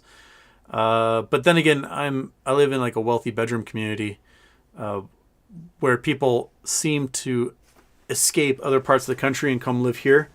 We're like, I don't know, rich asshole refugees seem to move here a lot. Some of them don't stay for a very long time. Like, oh, I'm moving here. It's so green and lush. And then I realize that the green and lush part means that it rains all the time. So after a while of that, they're like, I'm leaving. I'm going to sell my house to the next rich asshole. But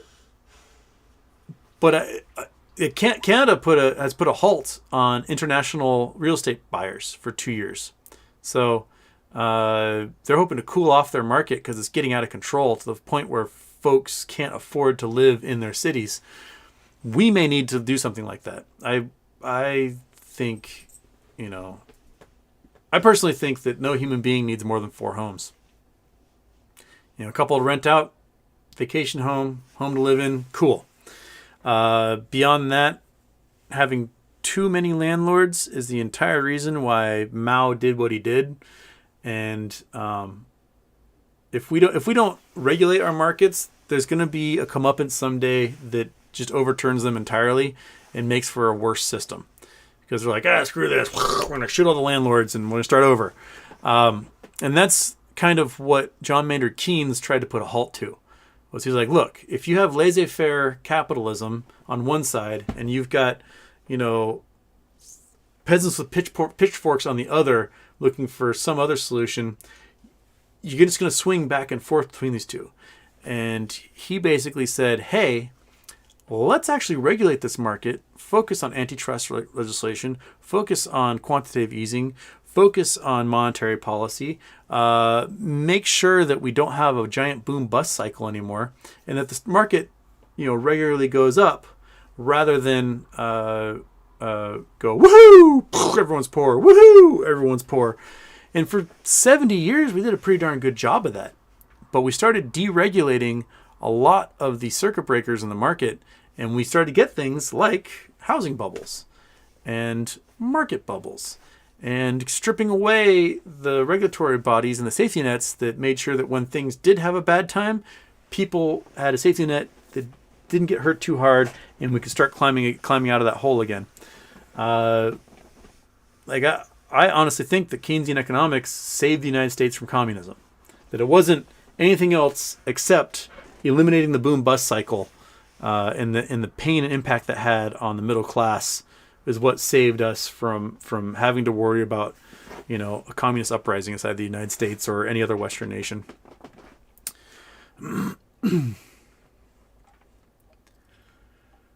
Okay.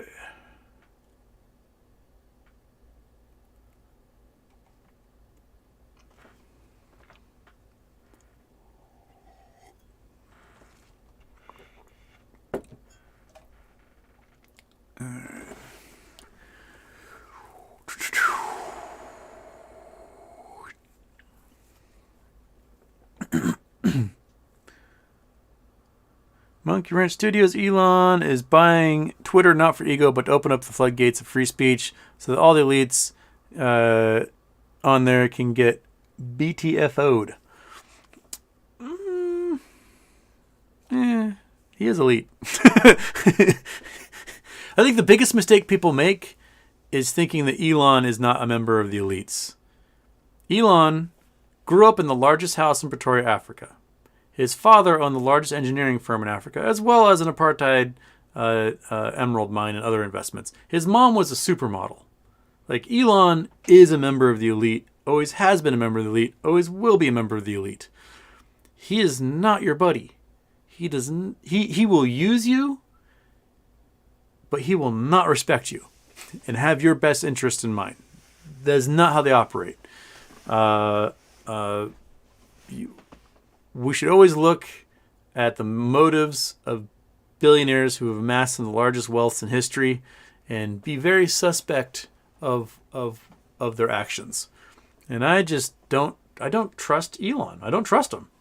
He's done too many shitty things for me to go, oh yeah, maybe he's right this time. I just don't trust him. I don't trust him at all. His cars suck.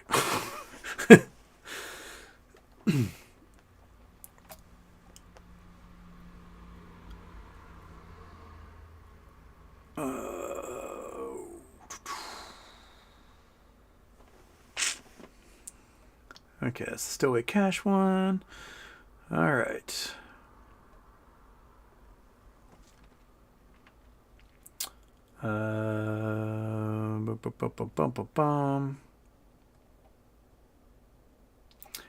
Bayo, when was the last time you used one of the CD writers in the background? I think those are actually DVD ones. DVDs? Nope, that's CD. These are DVD. All right. There's enough dust on those things. I have not used them in a while. Those CD rewriters are probably from 15 years ago. The DVD ones are from a few years ago because I made DVDs when I went to the Banff World Media Festival of the Sizzle and the Sizzle reel I made for the TV show. But now all that stuff's digital, so I don't really have to worry about passing out DVDs anymore because I can just give them a link to YouTube and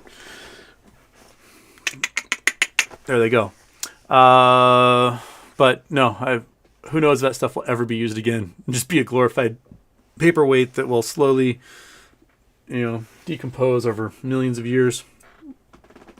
Or maybe I'll make an art project out of them. My first car I ever owned was a 1980 Honda Accord that I got for $300, and it had 380,000 miles on it. And I had all these AOL CDs that just been coming in the mail for a decade. And so my friend and I glued them in patterns all over the car, so my car basically looked like a giant. We epoxied them to the car, so it looked like a giant disco ball, and then cut tennis balls in half and glued those on as well. It looked like just the craziest, stupidest car for $300. And then I was living down in San Diego, and I was going to get fined by the homeowners association if I didn't make the car presentable. So then I had to chip off all this 2-ton epoxy of all these AOL CDs, and I spent weeks sanding it down, and then I'd take it to Mako or whatever and get the cheapest paint job I could.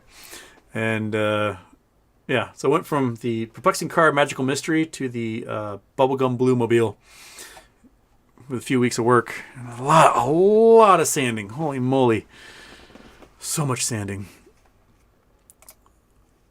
Okay, Wildcat Strike. Any thoughts on the Doomsday Clock? Not trying to be a downer, but it seems the current 20th century warfare the world's experiencing is a step backward, meaning a few clicks forward. Yep. They had moved it forward, I know, during the pandemic. I think they moved it forward again, cause just based upon the number of authoritarians winning and gaining control and seats in Western democracies. I don't know. Have they moved it forward due to the Ukraine war? We were 5 minutes to midnight, I think. Doomsday Clock, we're 100 seconds to midnight, and that's in January before the invasion. Okay. Still says 100 seconds to midnight back in March.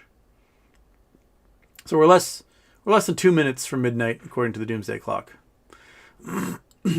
That's cool. All right. Oh. Nope. Nope, still 100 seconds. They haven't changed it since this. If Russia escalates, I can imagine they would bump that sucker up there. So if you guys don't know, 1991, we were 17 minutes from midnight because the wall fell, communism was over, the world was kumbayaing, and we've been moved forward steadily ever since. In the 60s and 70s, we're at 12 minutes. We're at 10 minutes in 69. And then, let's see here. 2002 got bumped up to 7 minutes. That's post 9/11, right? So U.S. is at war with everybody. 2010 to 6 minutes. 2012, I think these are probably climate change related. 2015 probably climate change related. 2017, 18, 19, I think are all related to authoritarian control in lots of Western democracies. And this might get bumped a little bit closer due to the threat of nuclear apocalypse from Russia. So we're getting closer to our doomsday clock than any other time we've had. It's the most doomsday it's ever been as of 2020. Bummer, man. It's a real bummer.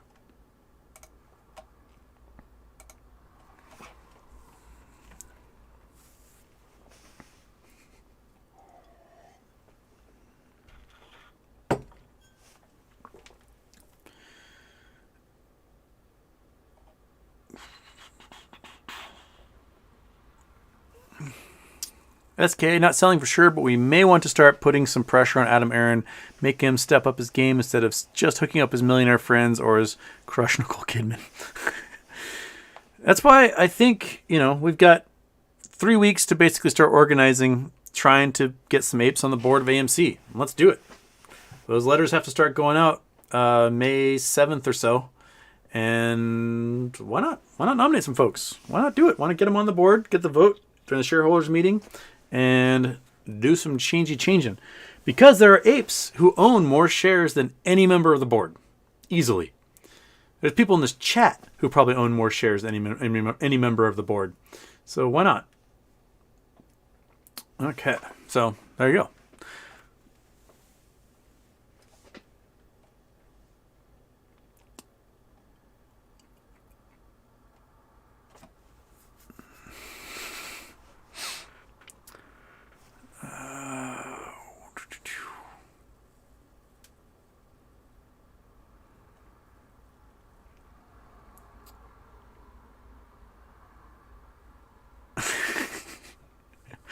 People giving poor advice. It's about poor puppy. A puppy might just be terrified that it's no longer with its mommy and its siblings, and I don't know. I hope that they, yeah.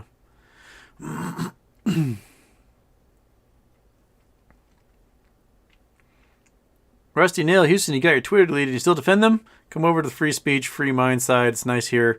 Not as many Nazis as you imagine. NPR warps brains. I would get deleted on Gab and Parler and all those other sites that claim free speech.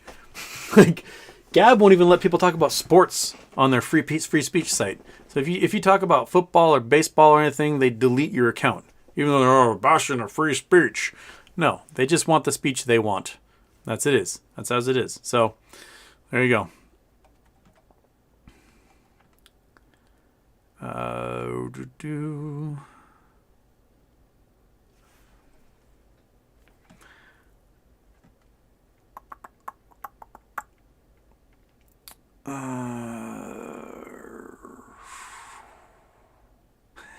JRaz2218. Anyone get called and asked if they are going to vote in this election by someone with a Russian accent? I did.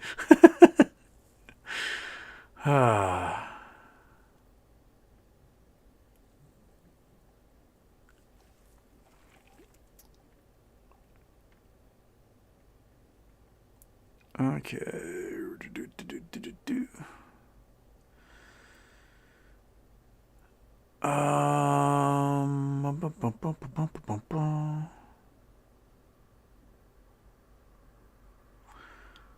Oh, and there goes reset because I scrolled too far. Trying to get. Oh, the hot boys and girls are back in the chat. I see that happening. Okay. Where am I? Okay, there we are. All right. Having argument in there. Apparently I missed some chats from RA, and he kept spamming, so they deleted. I'm sorry, RA, but I have no idea what you're asking because everything was deleted, so you're probably being a dick, be my guess.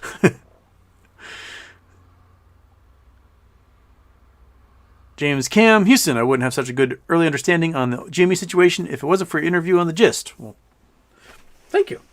That's kind words. I appreciate that. And thank Josh for even thinking to ask me on. I don't think either of us realized where that interview was going to go. We just basically chatted for like an hour and had a great time. And then all of a sudden the next day, there's like 500,000 views and people making weird music videos with my face, which is something I'll never get used to. Like, is this you? And I'll be like, disco techno music playing and me talking about the art of war by a bunch of idiots. And yeah, it's weird. Okay.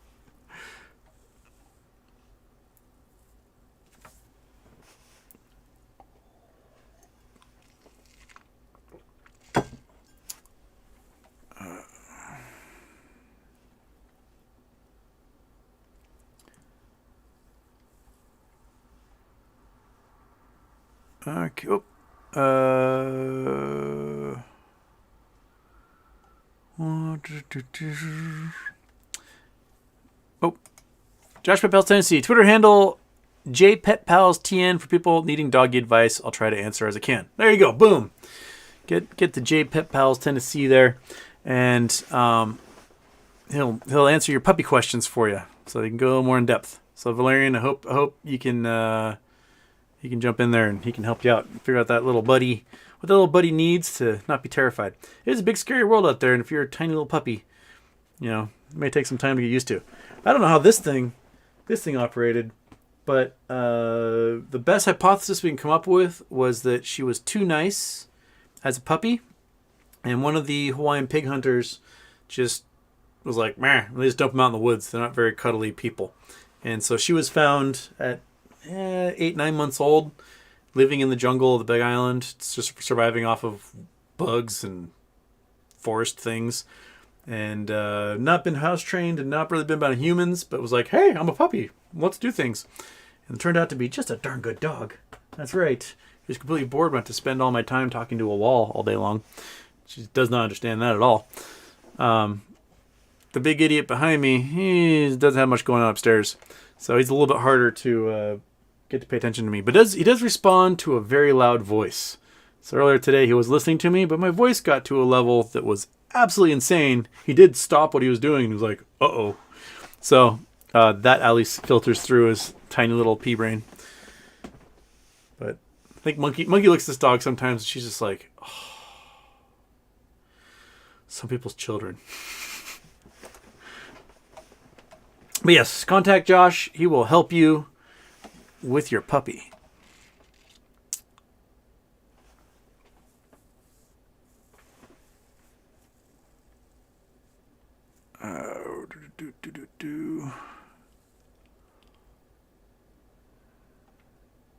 Jerry Diamond, why do people think there is such a short position on AMC when AMC had a 30% reported short and then they diluted the float by 500%, dwarfing the short position, right? Yes, that is basically what happened, was that when those convertible bonds went in the money and became shares, that the percentage short went meow.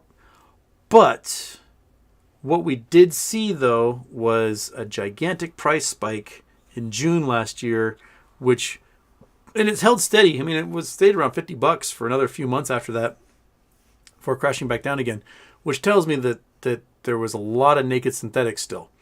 And of that 500 million allocated shares, the float traded, like 30 times or something like that? I can't remember the exact number, but it was a lot. Like, why would the float turn over that many times if it wasn't shorted? Because folks weren't, average investors weren't selling. So I still think that there is a short play in there. But what are you yakking about? Is there somebody else pulling the driveway here? They have a friend who left something behind. They needed to get it. Nope, just the mailman. So we can ignore the mailman. Oh, my roommates are probably just buying things off the internet again. Okay. Oh, 1 sec. They're knocking. Give me just a moment. I'll be right back.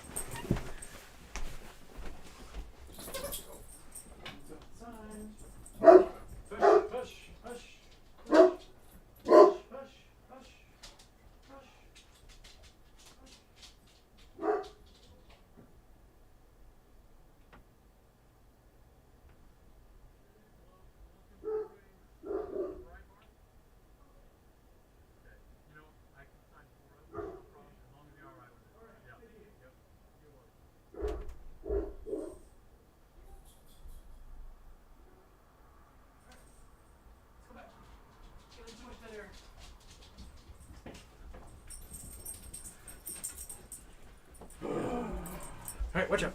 Get up there. Get up there. Get back under your thing. All right, there we go. Sorry. People who no longer live here are still getting like packages delivered that need to be signed for. Get it sent to your house, man. That's what your house is for.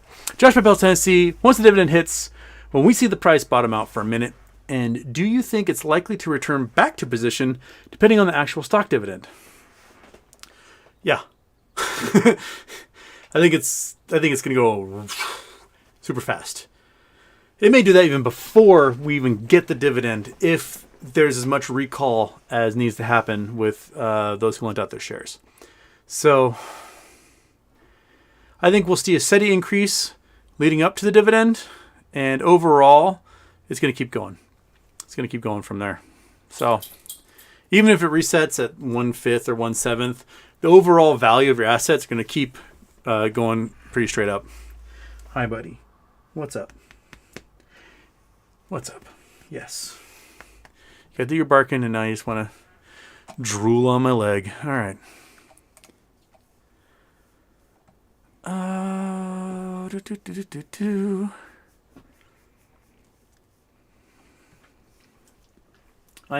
still like an hour behind the comments here. So, oh crap, 424.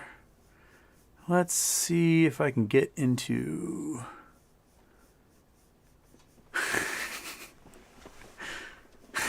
Michael Harrow, Houston, thanks for that tip about bed sheets and possible sex liaisons. Maybe I should change my doormats just to get the girl through the door. Yeah, change your doormats twice a week. But seriously, no. There's a lot of dudes out there that are like, things are going real well, and then I took her home and she never wants to see me again. And I discovered that like they haven't changed their bed sheets since 2014. And that's why. That's just do your laundry, man. Do your laundry. Simple advice. Like, it's just that simple, you know? Do you want to go to a lady's house where she hasn't changed her bed sheets in 4 or 5 years? No. No, you don't. No, there's a reason why hotels regularly change bed sheets, because you don't want to sleep in like other people's sweat and grossness that's been caked on there for years. That's just not. We don't want that, man. We don't want that. That guy, the Metafactory, is that completed in 2022 or 2023? I'm not sure which. They started construction this past fall or winter. So, I mean, I'm sure more construction happens when the weather's better in Halifax than when the weather's terrible. So I assume that the rate of construction's steadily going up as it gets warmer. But I don't know when it's going to be finished. If anyone has info, pop that in there.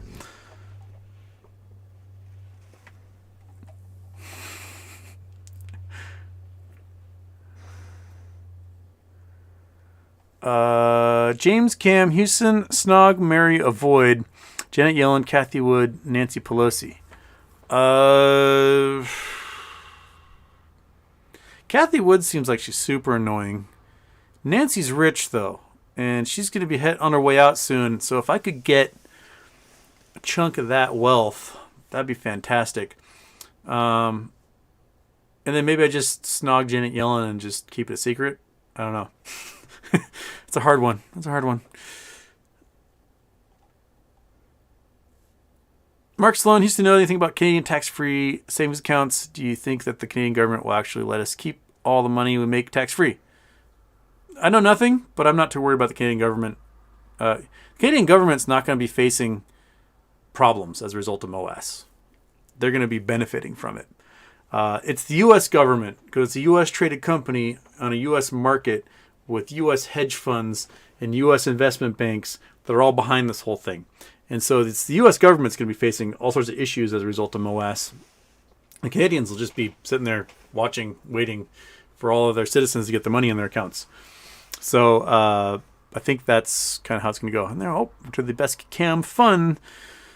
How many accounts is the best cam? I wonder if like the best cam fund person is actually a fan of mine, and they like watching my videos, because they don't really seem to come in and start bugging until like an hour in.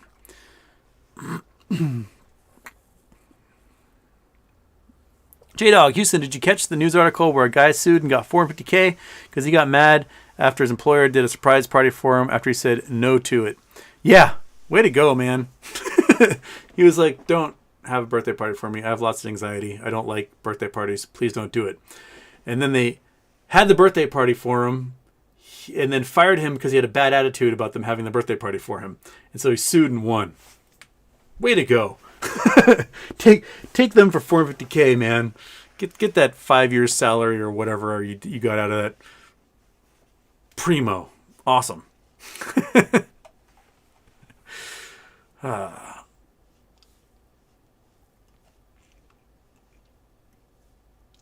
Stonkonator, do you think institutions recall their loan shares before June 2nd?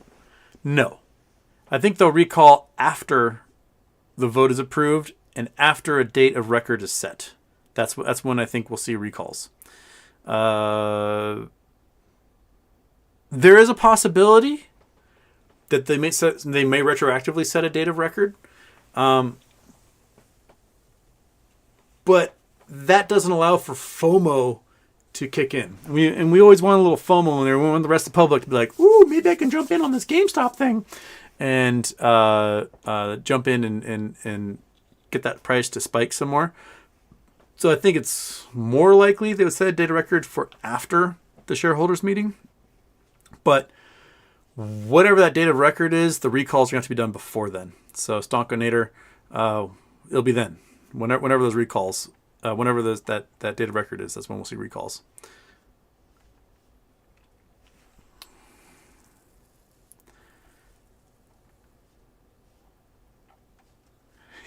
Boss fight, Houston mansplaining. That's what this channel's all about. I'm a man. I'm splaining.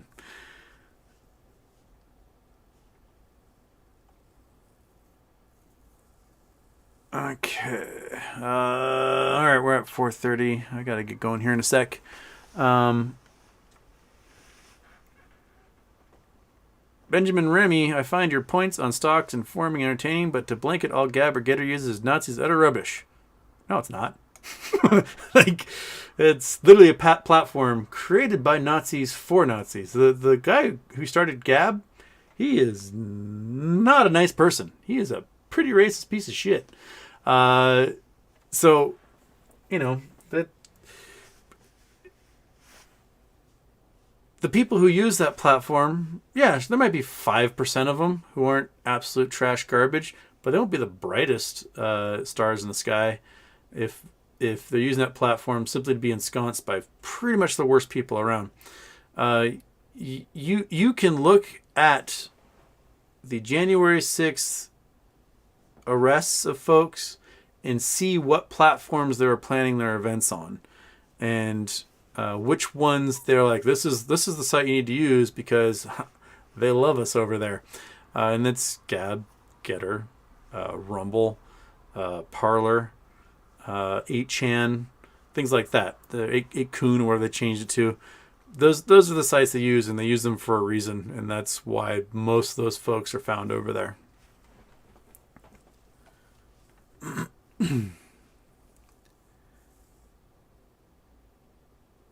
Okay. All right, I'm going to scroll to the bottom and see if we can get a couple more in before I got to jet, because, you know, I got some home cooking I got to eat. So I got to get these dogs out of here and go do that. Okay.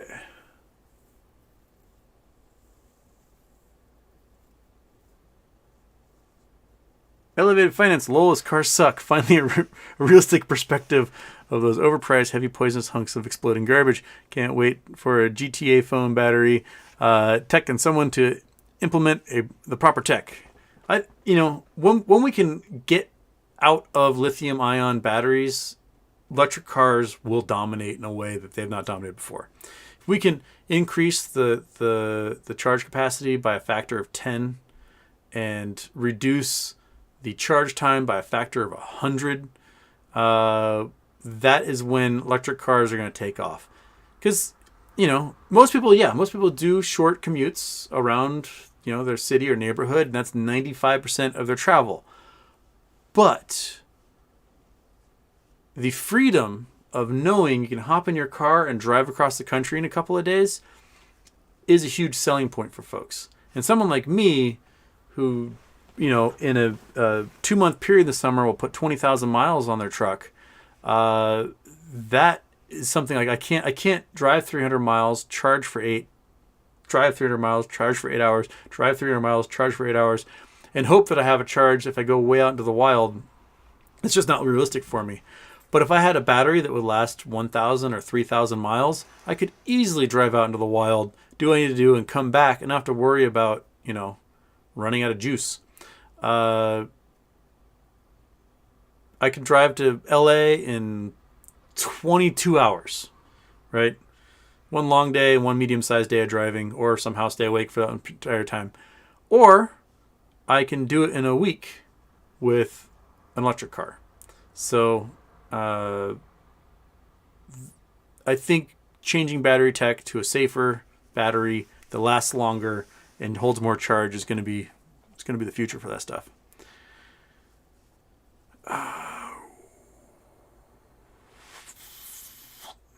Whisper, still haven't heard anyone provide a good argument in support of market makers providing liquidity, synthetics for security when demand is outstripping supply.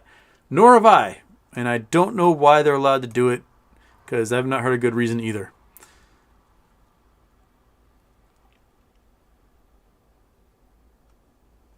Oh, 9/11 truthers are in here. Do you guys want to rant? Is that what you want? Do you want to rant? Shiner, do you think it's possible 9/11 was an inside job? How can you justify demolition of Building 7 that fell at free fall without being hit by an airplane? Okay, those of you who don't know, I used to run a 9/11 myths debunking website. I would do the physical calculations, like the actual physical science for how buildings fall, what the load-bearing strength is for these structures, plasticizing of metals at certain temperatures, things like that. Building 7 was connected to the World Trade Center via Sky Catwalk and via an underground basement system. When the towers fell, it pumped millions of tons of debris and fire into the basements of those buildings. In the basement of Building 7 was 40,000 gallons of diesel fuel that exploded and caught on fire and then lit the entire World Trade Center 7 building on fire. It also was hit by I-beams and other structures that stripped down the side of the building, and you can actually find photographs. So from one side of the building, it looks totally fine. People are like, see, it's fine. And from the other side of the building, you can see the entire structure was destroyed and on fire. Building 7 collapsed because it was burning with 40,000 gallons of diesel fuel. Why was there 40,000 gallons of diesel fuel in there? Because they had generators that would power the entire World Trade Center complex if the power went out. That's why all those generators were down there. So, no, it wasn't an inside job. At most, the 9/11 attack was the result of terrorists wanting to destroy American symbols, and 2, gross negligence of those in power. So like the August 6th memo where bin Laden determined to strike inside the United States, that was completely ignored. The fact that during the transition, Bill Clinton sat down, had a meeting with George Bush and said, hey man, the number one problem you're going to face in the years forward is going to be bin Laden and Al-Qaeda. And George Bush was like, that is why there was a successful attempt to hurt us on September 11th. No, it wasn't an inside job. No, there weren't devices planted. You're going to need to bring down the World Trade Center. They detonated a huge amount of explosive material in the basement of the World Trade Center in 1993, and it didn't bring the building down. So which means you're going to need more than that, right? You're going to need something like 1.6 million tons or million pounds of TNT to bring down the World Trade Center. How are you going to sneak that in, drill it into the walls, pack it into the joists and the I-beam structures? You can't. It's just stupid. It's going to take you fucking 20 years to do that covertly. And you're talking about buildings that had already been under a previous terror attack. So there was bomb-sniffing dogs that were on staff at those buildings. And cars got checked going into the garage. You are not going to be able to sneak in 1.6 million pounds of TNT into any of those buildings to bring them down. That's not how it works. Also, they didn't fall at free fall speeds. They fell at slower than free fall speeds. They collapsed pancake style. It would have taken 8 seconds for the building to fall down. It took like 14, which meant it didn't fall at free fall speeds. So every argument any inside job folks want to do about 9/11 is full of shit. It doesn't follow any physical laws, and nothing. There's no basis for reality in it. We got attacked by terrorists. It happens. You know, you're looking at just each 767 that crashed into those buildings carried 24,000 pounds of Jet A fuel. Boom. And then you have, you know, humans, paper, carpets, furniture, curtains, all on fire after that. It's working like a goddamn crucible where you have, you know, an air source here with a fire, lighting everything else on fire, and it's just insulated inside of that building. And it doesn't take much to plasticize metal into cause, you know, connecting bolts and I-beams to bend and break. And from that point forward, when you start getting the pancake collapse, each time a floor collapses on the floor below it, becomes 30. The impact load is 30 times the load-bearing strength of that floor. So it just cascades from there. That's how it falls. If you watch an actual demolition of a building, do you know how they demolish it? They start the explosions on the floors and the bottom and work their way up. They don't start from the top on the way down. That's a dumb way to blow up a building. You start with the bottom floors, and it collapses from the bottom down, not from the top down. And people will say, "Oh, you know, fires never melted steel." Huh. You can look at 2005. There was a fire in a concrete and steel structured high-rise in Madrid. And the concrete part of the building was fine. The steel part was a tangled mess of melted metal. Why? Because steel melts when it's insulated and on fire. That's how it works. And not only that, but steel is a conductor of heat. So if you have a sprayed-on fire protectant, that job of that fire protectant is act as an insulator if fire happens over here, so that doesn't translate to the I-beam and then make the fire happen over here as well. But when you have, I don't know, a 150,000 pound plane smack into a building, it shatters off all of the insulation off of those beams. And now those beams are spreading fires all over the building because they're giant conductors of heat. So, no, 9/11 was not an inside job. 9/11 was simple physics. Anyone who believes in an inside job needs to go take some college level physics courses and learn how simple mechanics work. So, no, there you go. Done. Okay, how was that? Was that enough for everybody? Okay.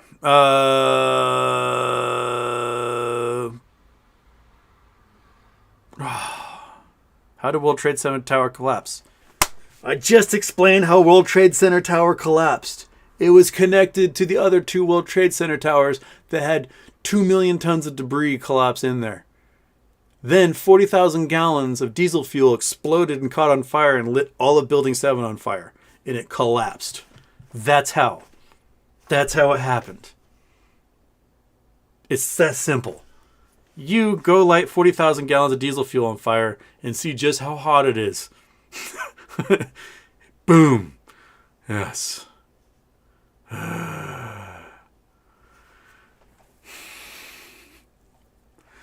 All right. There we go. Okay. I'm going to go get some dinner. I'll see you guys on Wednesday. Does that work? I hope so. And if you guys want, I'll take you to, there's not too much left of, let's see here. One sec. All right. Where is... Oh, wait, nope, that's 05. Sorry, I'm trying to find... here we go. All right. So, this is some of the stuff that still exists from my old site. It's kind of I don't have like the actual 9/11 debunking site, but if you want to see me yell at people on the internet in written form, you can you can go to these and read those. Boom. There you go. All right. Page looks like it was programmed 1997 because basically it was. All right. Everton, Houston, do you think January calls a 980 is too crazy? I mean, we all think it's going to go beyond that. My problem with calls at those prices is that I don't know how calls shake out once you do a dividend like that, share dividend. So I don't know enough about that to give any info. I don't know. It's a long way out. I think things are going to squeeze before then, before January. So that might be looking too far away. Okay. All right. Okay. So I'll see you guys on Wednesday. I don't have anything planned. So we'll see how things go on Wednesday. Hopefully get some pops in price. If not, things will be around 150, I think, by Friday still. And we'll go from there. All right. Cool. All right. See you guys then. Until then, you get one of these.